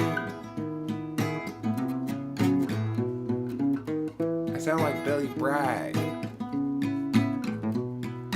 One step forward, two steps back. Will politics get me the wreck? Waiting for the great leap forwards. Thank you, darling. It's his song, Legends Fall. I didn't write the lyrics. Gosh, I'm not a communist. I'm not an ENFP. God. Don't you accuse me of being an ENFP.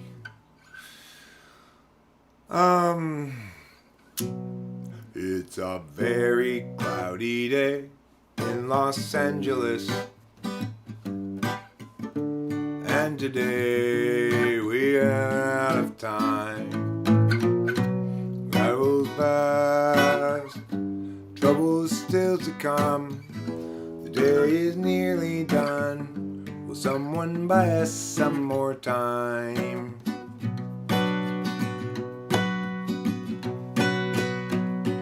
Cloudy day in Los Angeles. Cloudy day in LA. I ain't no sort of evangelist, but I've got something to say. Life can strangely be forgiving to those who stay awake all night. Voices telling you to give in will try to sap your will to fight. But whether I'm supposed to be here or just be soon forgotten, noise is sort of based on what I see here and also on what I avoid. It's a very cloudy day in Los Angeles, and today we run out of time. Troubles past, struggles still to come. The day is nearly done. Can we buy us some more time?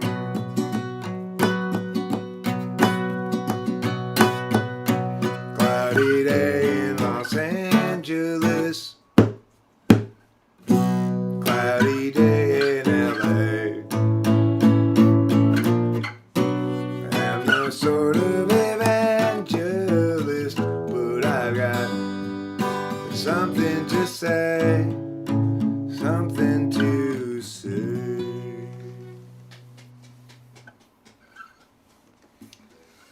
Thank you, thank you, thank you.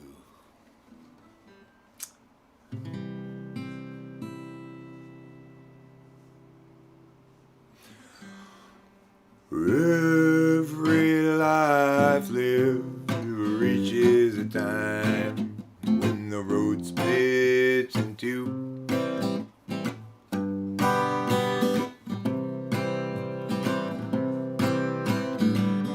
There are times, dark times, times of despair, times when it's hard to feel good. That's when I look for my sack full of solvency and that satchel of helpful goods. Satchel of helpful goods. Satchel of helpful goods. Satchel of helpful goods. Every life lived reaches a time when the road comes to an end.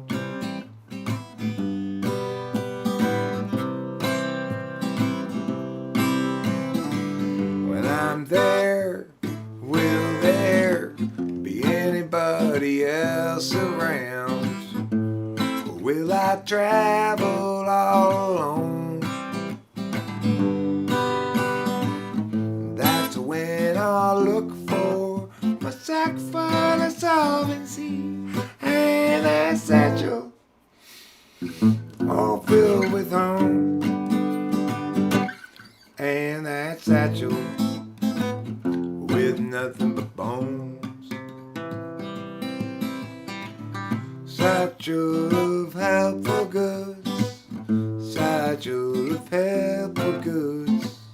Satchel of helpful goods. Satchel of helpful goods. Satchel of helpful goods.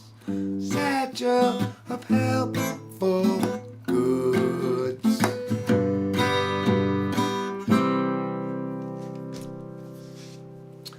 Well, I kind of fucked that up. Not too great a rendition of it, but not terrible, I guess. I don't really know if I can do an East Indian accent. I mean, I suppose I could talk like this. I can do it a little bit. Would you please bring me a bowl of curry? a bowl of curry and some dots for my forehead. Can you please bring me a bowl of curry and a dot for my forehead? It's a classic statement in East India. Are you cool with that? Pulling some cards? Sure. Okay, let me play Matter of Mood. I'm playing songs that I have memorized at the moment. When I was younger, it seemed that everything gleamed. I don't know what happened to me, but I've lost that sense of urgency, and I don't think that I'll ever see it again. If you follow my lead, you'll discover I'm loster than you, and you'll want to know the way to get back at to wherever it was you thought you knew. And tomorrow will be just like today. I'll be lost then too.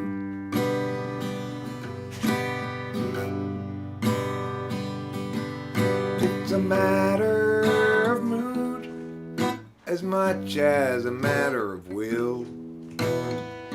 And the things I do and the direction I point to still seem a part of me, though departedly. And I wonder if I'll ever see them again. Bum-ba-dee-dee-dee-dee-dee-doo, bum-ba-dee-da-da-da-doo. Bum-ba-dee-da-ba-da-da-da-ba-da-dee-da-doo-da-doo. That's called Matter of Mood.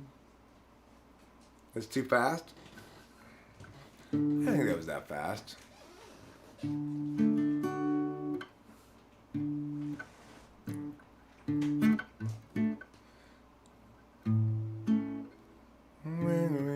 He's Gregory in disguise, hands in his pockets. Now he's walking down the drive. Averts his eyes. He doesn't want you guys to realize that he's Gregory in disguise, hands in his pockets. Now he's walking down the drive. Averts his eyes. He doesn't want you guys to realize that he's Gregory in disguise. He hates the lies, wants to confront the men, always telling them, but every time he tries, they only run and hide. Again he is denied the chance to yell at them. Oh, now he's Gregory in disguise, hands in his pockets. Now he's walking down the drive. Averts his eyes. He doesn't want you guys to realize that he's Gregory in disguise, hands in his pockets. Now he's walking down the drive. Averts his eyes. He doesn't want you guys to realize. A bridge brings a new approach. Sneakily he'll try to encroach upon the guilty. Then perhaps he'll have the chance to yell at them. And now he's Gregory in disguise, hands in his pockets. Now he's walking down the drive. Averts his eyes. He doesn't want you guys to realize that he's Gregory in disguise, hands in his pockets. Now he's walking down the drive. Averts his eyes. He doesn't want you guys to realize that he's Gregory in disguise. He hates the lies, wants to confront the men, always telling them, but every time he tries, they always run and hide. Again he is denied the chance to yell at them. He's Gregory. I don't know how to play that song very well yet. I wrote it and recorded it, but without really playing it like a song first, like that, you know. So I have to get used to it a bit, but it plays fine as a song. I'm not used to playing it.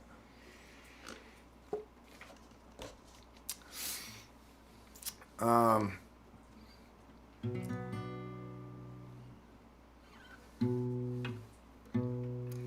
gonna be able to remember this one? Probably not. I'm gonna bring up some sheet music. It's not sheet music, Eric. This is not sheet music. Well, what is it then? It's just chords and words. You don't even know how to read music. I can a little bit. Yeah, well, you wouldn't be able to play a song reading music. So,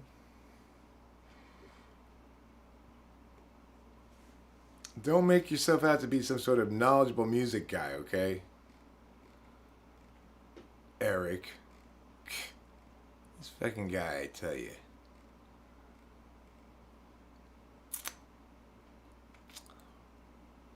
Okay. So, today we're going to practice loving each other, being kind, sharing, and other positive virtues. Okay? No hatred today. Zero hatred.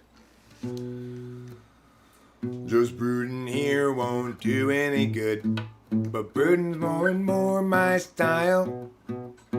I see that your ways of standing where we stood, 'cause I've been stuck here a while. That's despite a natural selfishness that makes it easy to have fun. But flutters in the gut become a fist as all my visions come undone. I tried to stream, distract, and dream the afternoon away, but heavy new realities bear down on every day, and for a bit I am out of it, for reasons still unsaid. But still I need get out of me what's inside my head. It seems like everybody's so sensitive and ready to just get mad. I seek the simple ways of living like a kid, 'cause who wants to be the dad? Have we lost our sense of scope and scale, our capacity to laugh, the sense to know when not to wail, and how to tip the golden calf? I tried to stream, distract, and dream the afternoon away, but heavy new realities bear down on every day, and for a bit I am out of it, for reasons still unsaid. Still I need get out of me what's inside my head. And so I'm sad, sad for me, sad for her unhappily, and what you call sorrow I call home, blues that sink clear down to the bone. And still I'm sad, sad for me, sad for her unhappily, and what you call sorrow. The thing is, this particular song, the last bit, even at 75% view full screen, I have to scroll down, so I didn't scroll down to it. And that's how I ruined everything. You sounded great. Thanks, darling.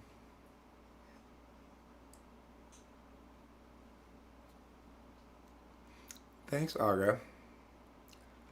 Let's see about... I think I'm going to play what's known as Agave Weatherman in honor of the recently deceased Willard Scott, famous American weather person, Willard Scott, known for his fluctuating weight, among other things. You're living on a time frame I will never know, alienation and humanity, so imagine you a future after the collapse, returning to the urgency of isolated past. You're picturing community free of metaphysics, hunting buffalo while you're picking red delicious, knowledge of the seasons, wisdoms of old, night to keep away the cold. Let me make this a little bit bigger, I can barely see it.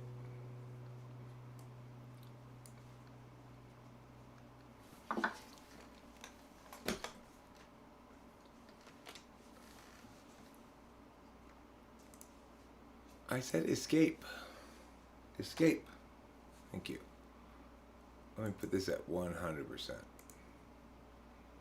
so I can actually see it. And not be straining my poor old eyes. Alright, I'm going to start this one over now that I can see it properly. There we go.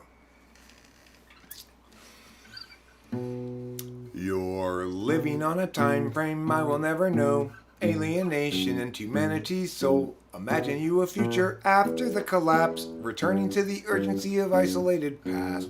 Picturing community free of metaphysics, hunting buffalo while you're picking red delicious. Knowledge of the seasons, wisdoms of old.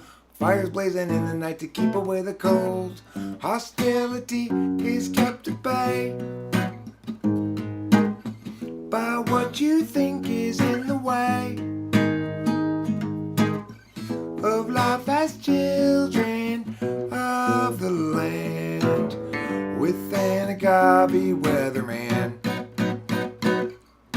Imagining a history that never could have been. You lecture at the college, advancement is a sin. Business connection and every corporate act, asserting all your feelings and ignoring all the facts.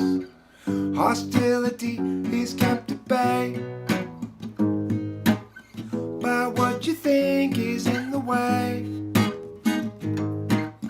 of life as children of the land, with an agave weatherman. You find modernity just so banal. Wish you had been born any time but now, and your experience won't run afoul of exceptions you might allow. You visualize nobility sipping on some port, or tribes of peaceful savages in beautiful comport. But few of history's people ever thusly did cavort, 'cause life was solitary, nasty, brutish, poor, and short. Hostility is kept at bay. Hostility is kept at bay by what you think is in the way. What you think is in the way. Life as children of the land, with an agave weatherman. With an agave weatherman. Thanks. Okay, what am I going to play next? Let's see. I'm going to play a couple more songs before I call it a day. I'm going to play this one, which I always like to play. One of my favorites. It's called Sammy's Got a Story. Sammy's got a story that need be told. This is a song for an open road, and such a thing must always do its job. Married up Jeb, turned 19, 4 years in and 3 kids, weary now in questioning the path. Agency outpaces discretion, locking in our courses, way too young. The urgency conferred is really just oppression, making sure those underneath them always run. Doug at 20 thought bourbon fun, and likewise Doug at 21, but so forth well up into middle age. What once had seemed to set him free became his whole identity. Now Doug's about another drunken rage. Agency outpaces discretion, locking in our courses, way too young. The urgency conferred is really just oppression. Offer you incentives, but they haven't got a thing that's fun. Everybody's panicked about the kids. Lock 'em up with extra dexedrine.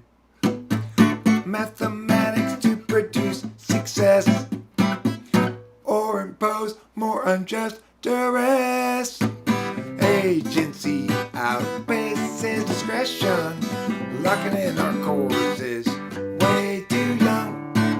The urgency conferred is really just oppression, making sure the one underneath them always run. without consent.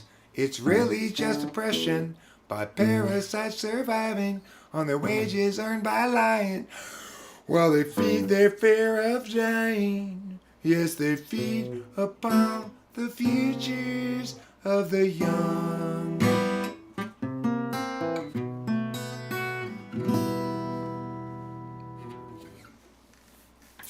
That's fun. I like that. A fun song to play. Now I'm going to play this one. I don't really need to look at the lyrics for this. I just memorized. Gerald has a thought. Gerald has a lot. Gerald has a plot to get the margarine tater tots. He's got a good idea for a name-changing business. Thinking now about what he'll call Christmas when they hire his firm to change that name. Gerald always thought there'd be chance enough to return to the work I left rough. He'd get back to it eventually, but his visions piled up and his plans could interrupt all the work that started off so hopefully. But now his mind is back on his business, thinking of changing factless to listless. So how all the people will shout his name. And Gerald knows he understands ever more clearly now. He won't provide explanation regarding the why or the how. He'll see you and know you from inside your heart. Exciting, delighting, Gerald plays his part. But Gerald still knew there's too much to do, and he had dropped time in the underview. Too much to rebut, so where now and what? Too much time spent picking the skew with you. Gerald has a thought. Gerald has a plot. Gerald has a thought to get the margarine's tasty spots. He's got a good idea for a name-changing business. Thinking now about what he'll call Christmas when they hire his firm to change that name. Gerald has a thought. Played that pretty well. What else do I want to play?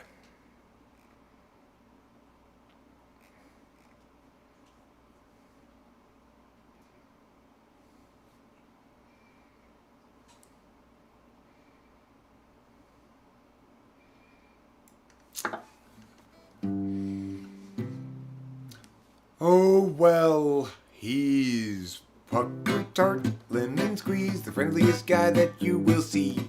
Yes, he wants to be your friend, but he comes from around the bend, so it will be a while till you see him again.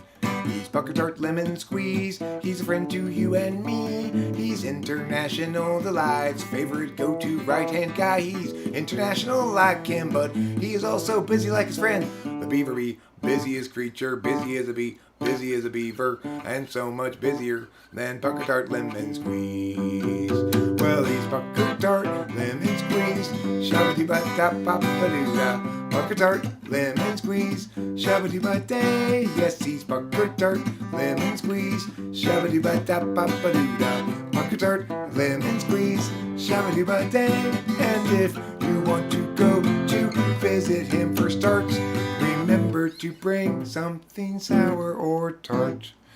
He's not a fan of sugary treats because he's Pucker Tart and not Pucker Sweet. Well, he's Pucker Tart, Lemon Squeeze, friendliest guy that you will see. Yes, he wants to be your friend, but he comes from around the bend, so it will be a while till he sees you again.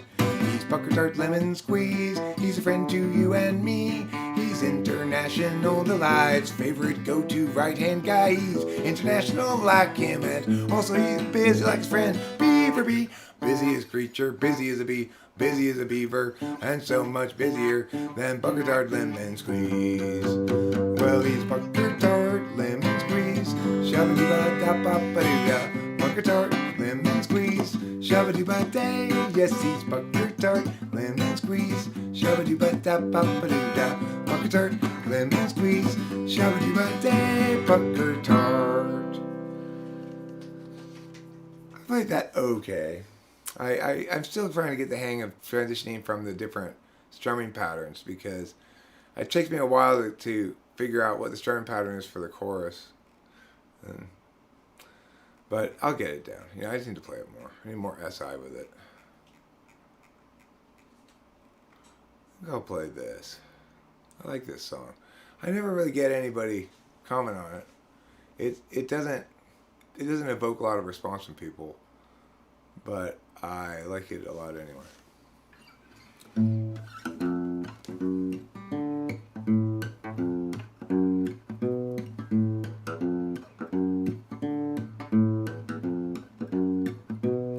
Sands from the east are blowing, driving on this mountain fire. Grand Atlanta had best be going, they cut it down to the wire. Everywhere apocalypse hung heavy, and the truck was piling with ash. Atlanta got the dogs in the Chevy, and Grant counted out their petty cash.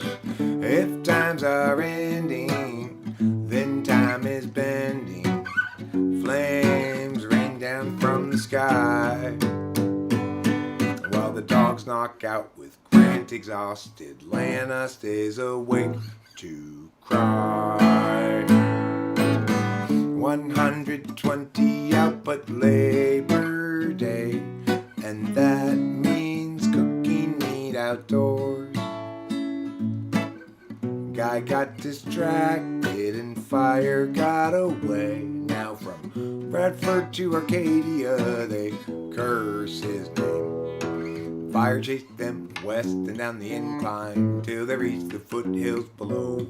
Found a room cheap for the night online. At least now they had someplace to go. Tomorrow they'd evaluate their options now that their life had burned away. Oh, and a sister has a place in Laughlin. Wasn't really any more to say. If times are ending, then time is bending. Flames rain down from the sky. So while the dogs knock out with Grant exhausted, Atlanta stays awake to cry. While the dogs knock out with Grant exhausted, Atlanta stays awake to cry. I played that very well. I really liked the way I played it that time. That one makes me happy to have played it well. What's the song I don't normally play here? I don't normally play SOS. I think I'll play SOS.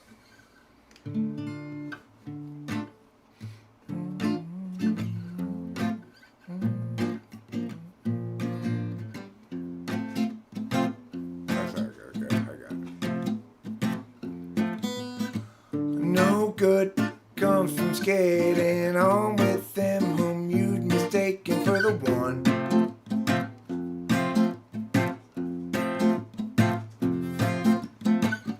Habituated defense and indecency, self-inflict eventually once your search is done.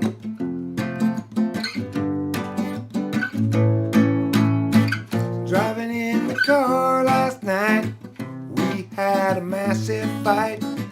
Each insisting we were right and the other one to blame. So when you pulled that stunt, I screamed something awfully blunt. My words as wrong as they were dumb. I've earned my share of shame. It's each of our own failings, not us doing the nailing to the wall.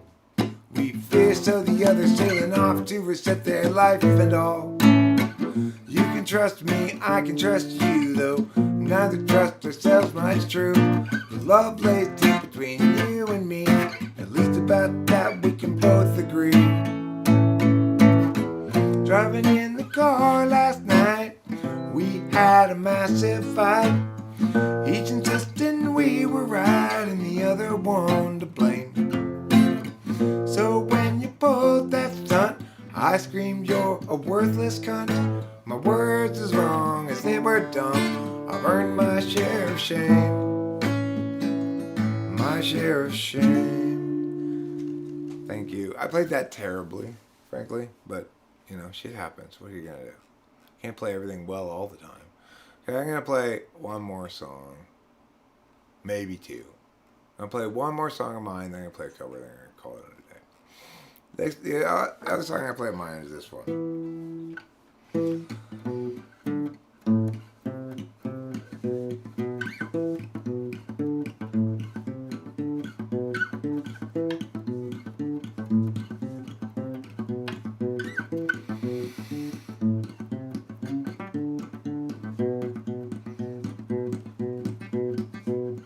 We need to see, we need to hear, we need to pen happenings down by our means to judge, a logic to life we divisively unlike and for which we'll rarely budge. People everywhere gather up enemies, outraged at how they miss a sign. How do they set their priorities? These foreign backstabbing entities ensuing heartache and misery follow necessarily from their savage ways. Insulting Kersey and Desiree, we're stuck with such petty larceny. We all partition the rectories and call it destruction of the whole damn world.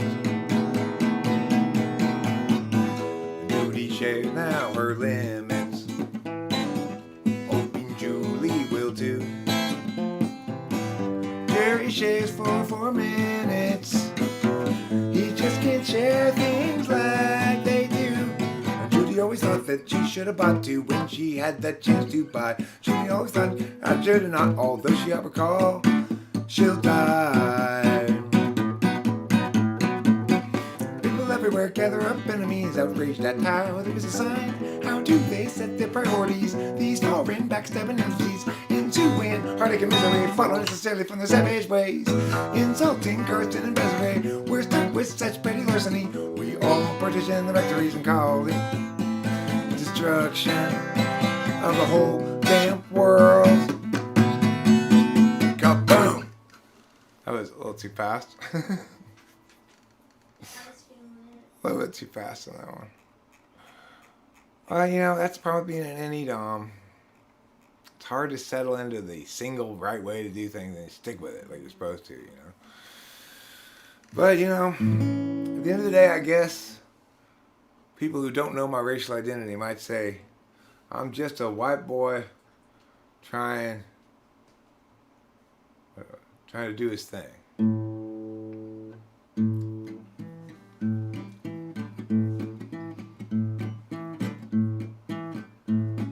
That's the first lyrics in this.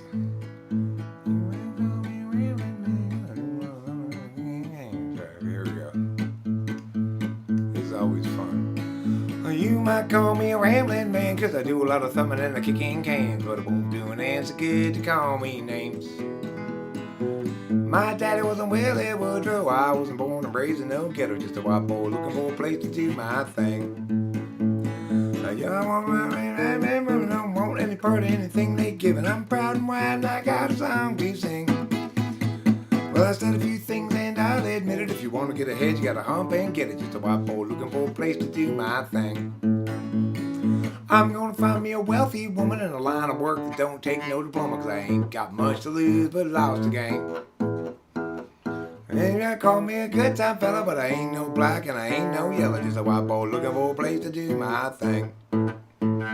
I don't want no handout living, don't want any part of anything they give, and I'm proud and white and I got a song to sing. Well, I said a few things and I'll admit it. If you want to get ahead, you gotta hump and get it. Just a white boy looking for a place to do my thing. I'm a small town Billy been around a little. I like guitar and I like the fiddle, 'cause that's the kind of soul take the band my flame. Blue-eyed Billy, feared and ready. I got to work just to be somebody. Just a white boy looking for a place to do my thing. I don't want no handout living, don't want any part of anything they give, and I'm proud and white and I got a song to sing. Well, I said a few things and I'll admit it. If you want to get ahead, you got to hump and get it. Just a white boy looking for a place to do my thing. Well, I said a few things and I'll admit it. If you want to get ahead, you got to hump and get it. Just a white boy looking for a place to do my thing. Well, I said a few things and I'll admit it. If you want to get ahead, you got to hump and get it. Just a white boy looking for a place to do my thing.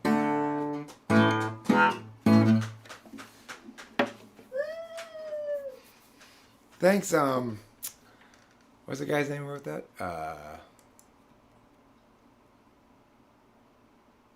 Who wrote that?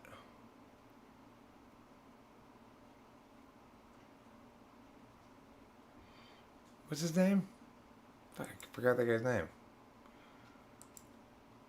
I forgot the guy's name who wrote that. Merle Haggard? Is that it? I think it was Merle Haggard wrote that song. I always want to put the official disclaimer here. Songs played by host Eric do not necessarily reflect the opinion of host Eric, okay? I am not white. I'm fluidly transracial, but I just think it's a good song. Rachel wants to pull some cards. Let me move some stuff out of the way. And if anybody would like to have the magic of the universe revealed for them, let us know and Rachel will pull you a card. I can even use the torch briefly on the air around to transubstantiate it for you.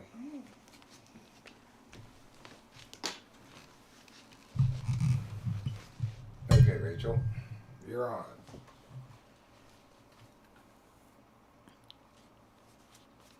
Okay. Oh, you're wearing an invisible shirt. I know. I was hoping it wouldn't be invisible. That's fine. You're fine. It's fine. Okay. First one's gonna be for Boba Fett, then you, Aga. Boba Fett. Boba Fett's card is the Knight of Pentacles. Knight of Pentacles. Entrepreneur, practical, reliable. Taurus, Virgo, Capricorn. Clean your room, Boba Fett. That's what it's telling you. Clean your room. Slay some dragons. Club ENTP, you'll get one as well. And Winston's mom. Aga. Ooh. Death card. Number 13. Transform, release, done, change, death. Looks like you're breaking up with your boyfriend, Aga. Get out of here, you.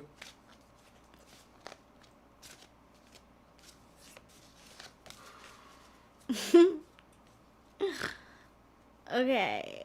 Club ENTP.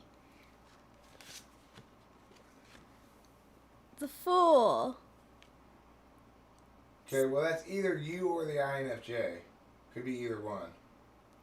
0. Venture, open, pure, clear, innocent.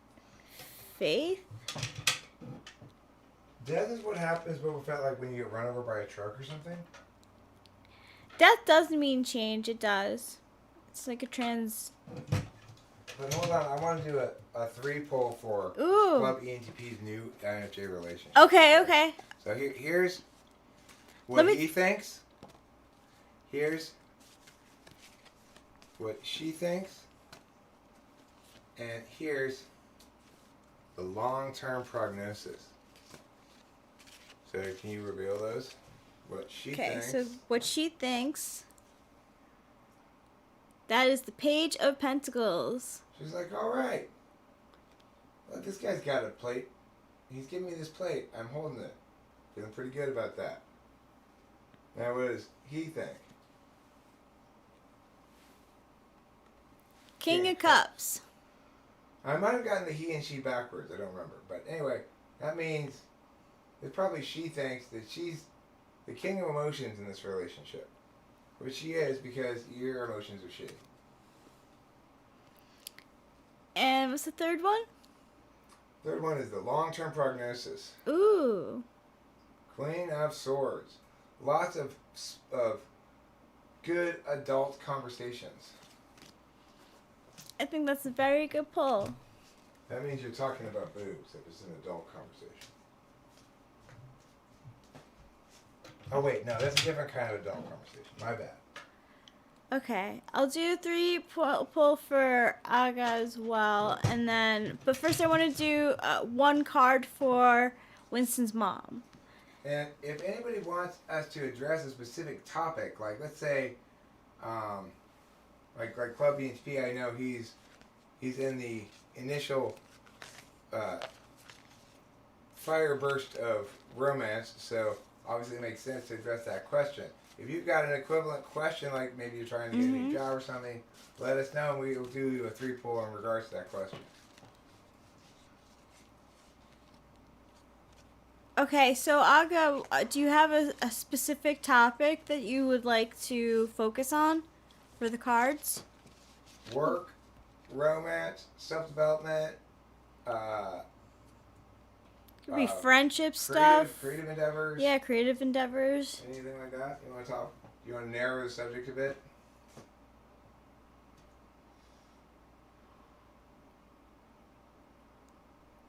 Okay, are you the person Romance, who said, okay. Yeah, actually didn't forget about it, thinking hippie.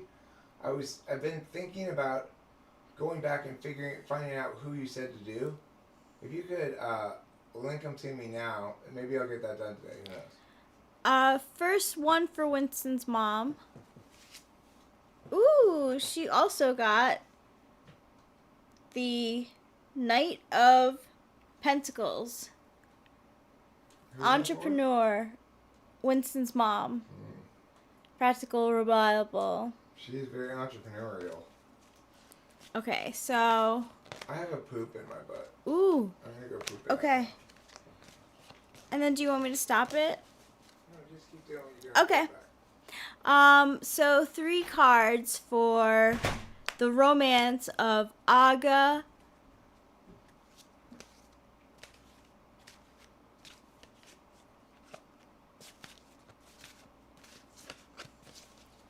Thanks, Jerica W. It's called the Rock and Roll Deck by Vicky Verily.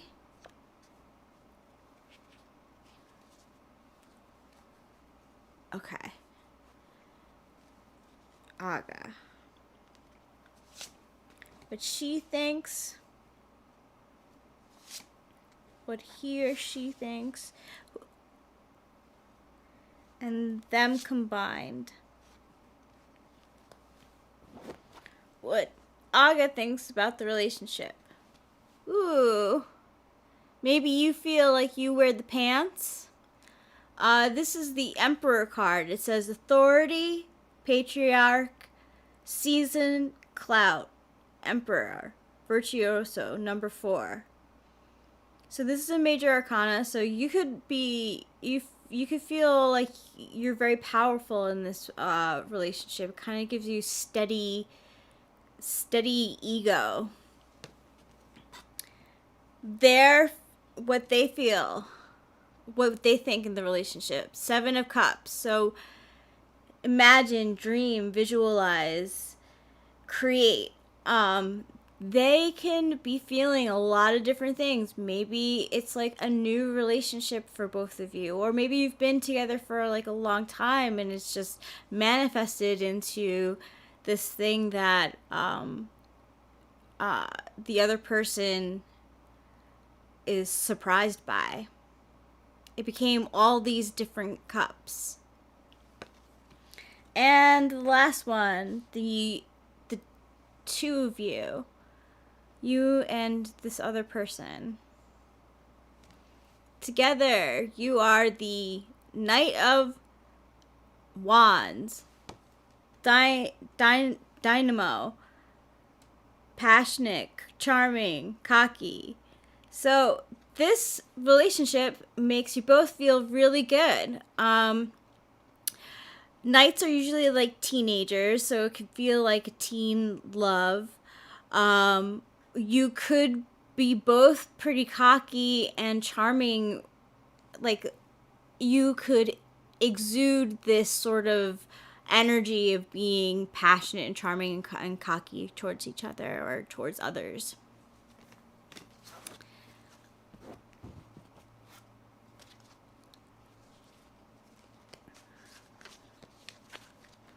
if you're not with someone,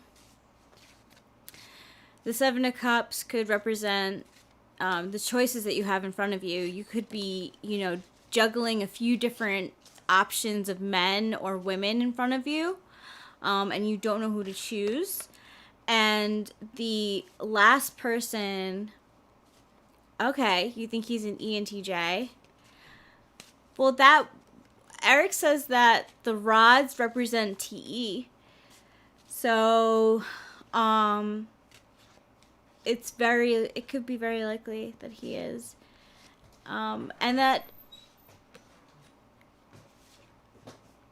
But the end card of both of you together, as a dynamic couple, definitely shows with the Knight of Rods. Look at the Knight of Rods in Love. It's like very passionate, Just entertaining. basically make sure you touch his Knight of Rods. Yeah. Okay, touch his rod, and Yeah. he'll be fine. Right.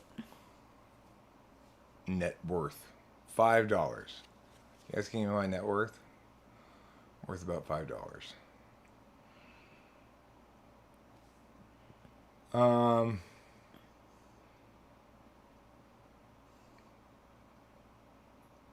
Oh, is that the one? Okay, cool. Thank you for linking. I will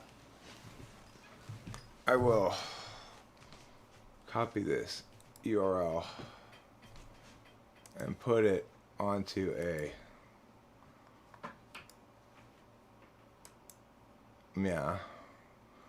I have to get rid of this. Yeah.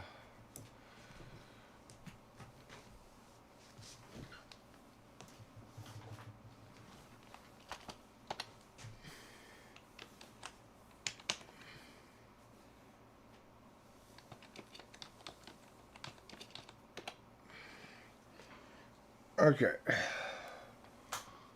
Now I got it written down here.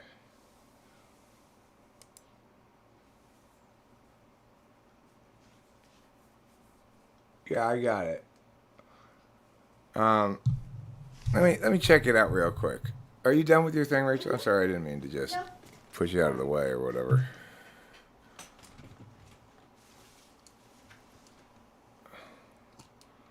Let me check it out real quick before.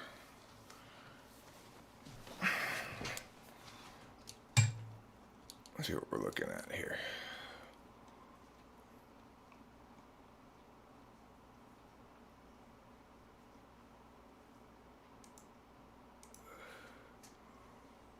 All right.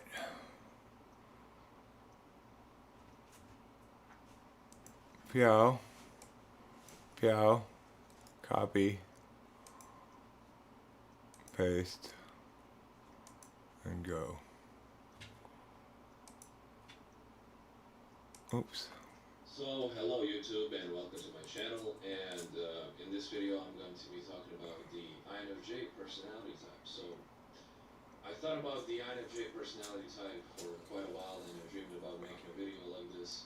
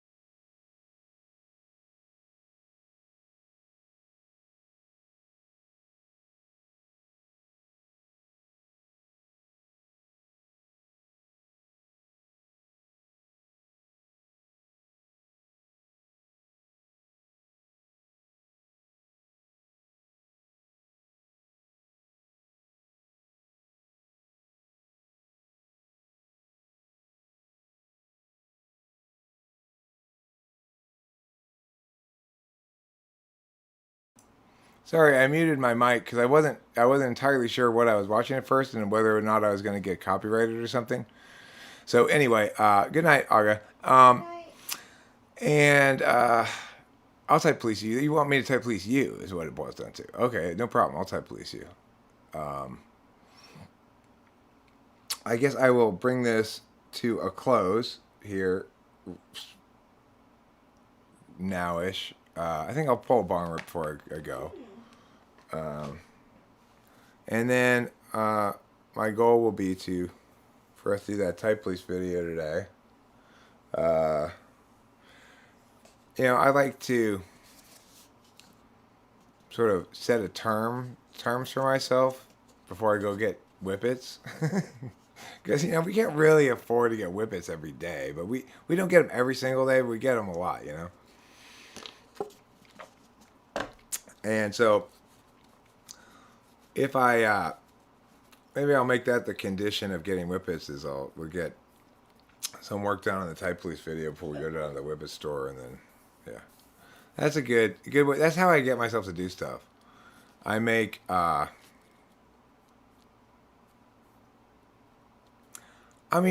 it's $30 for 50 of them. I don't find that to be that crazy. It's like, if I had a box of 50 of them myself, it would probably last me a couple of days, actually. Because I kind of burn out on them after a little bit, and they're not so much hippie crack for me, but they definitely are for Rachel. So, yesterday, I had to do a typing, and she wanted to keep doing whippets. So I'm like, okay, well, let me, she's like, well, here, set some aside for yourself. So I took 4 of them, right? I left her 20 of them. There was 20 left in the box. So she did all 20 of those, and then she came and asked me for one of my 4. That's totally fine, sweetie. Hey, listen, I'm a 7 too. You want your drugs, you want your drugs. Nothing to it. There's nothing more about it.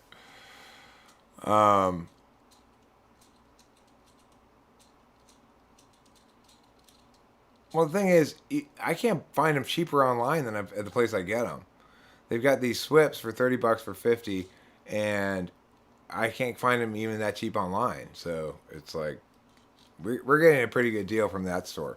We used to get the smaller boxes of them at this other store for $20 or $22 or something. That was a bad deal, so we started going to this other store. It's a better deal. Yeah, it's worth it. Yeah. So, okay. Right, bong rip. I was going to pull a bong rip. Forgot. This bong rip is an honorary bong rip to all the victims of 9/12 who have been forgotten entirely by history. Everybody who's been victimized on 9/12, these bong rips are for you. Because, it's like, if you happen to die on 9/11, then, everybody makes a big deal about you. If you die on 9/12, you get the short shrift. Nobody cares about you at all. So this is for the 9/12 people.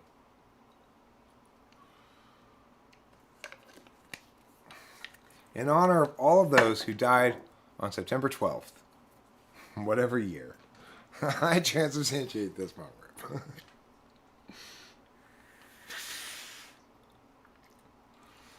This is going out to the paranormal spirits up above. All of you who died, 9/12, it's also going down there. For those bad people, you get bong rip too. Just because I'm a nice guy. Okay? Everybody, you died on 9/12, whether you're in heaven, hell, or purgatory, this bong rip is being transubstantiated to your brain.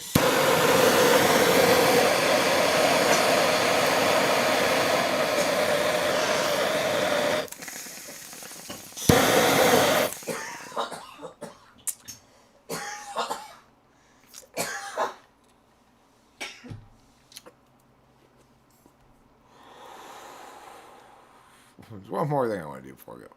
I want to link for everybody, if I can find it, the video of that Florida couple seeing the giant sea serpent eating a manatee. It's so convincing.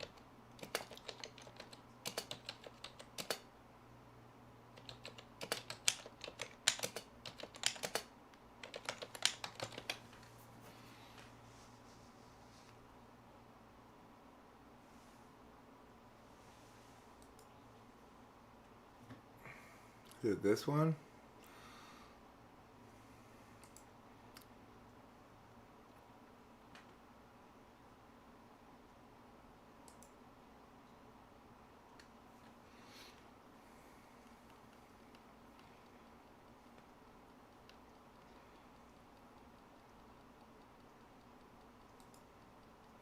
Okay, so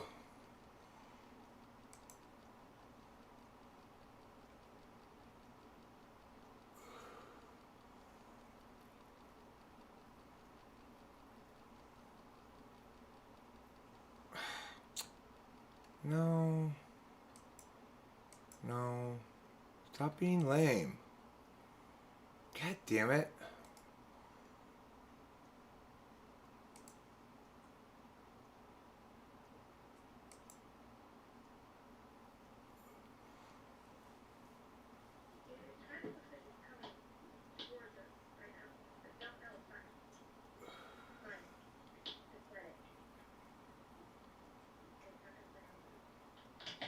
This isn't the video, though.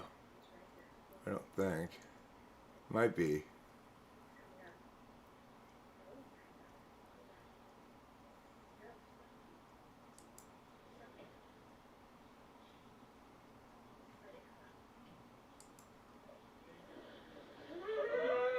Yeah, this is it. Yeah, that's it.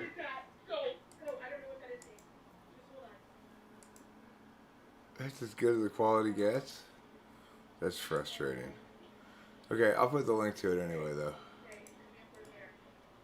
This thing.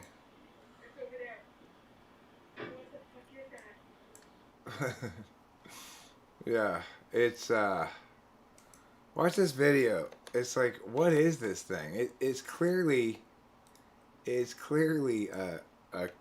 sea monster. Okay.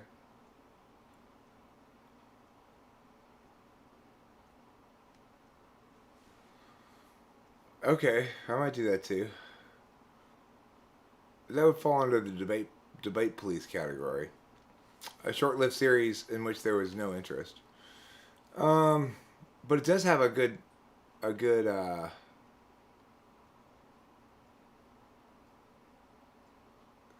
Desert INTJ, I've noted that whippets impact me and Rachel very differently.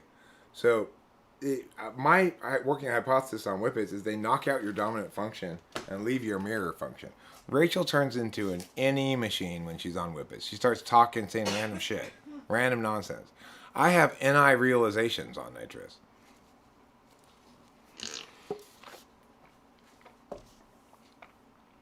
Is that just us? Maybe. I don't know. But that's my experience. Functions. I mean, the point is, it's our experience. Is it generalized as a function thing? I'm not absolutely sure, but probably, more likely than not, it does generalize. So check out that sea monster, you guys. I think you'll be impressed by its sea monsteriness. Yeah. And by the legitimacy of the lady's response, right? When she goes, oh! It's like, that's the sound I made when I saw the possum in the garage, right? All right, goodbye. I'm so glad I live streamed because this was the donut that I was longing for, and I feel fulfilled by it. Thank you for being here, and don't forget to eat plenty of cheese.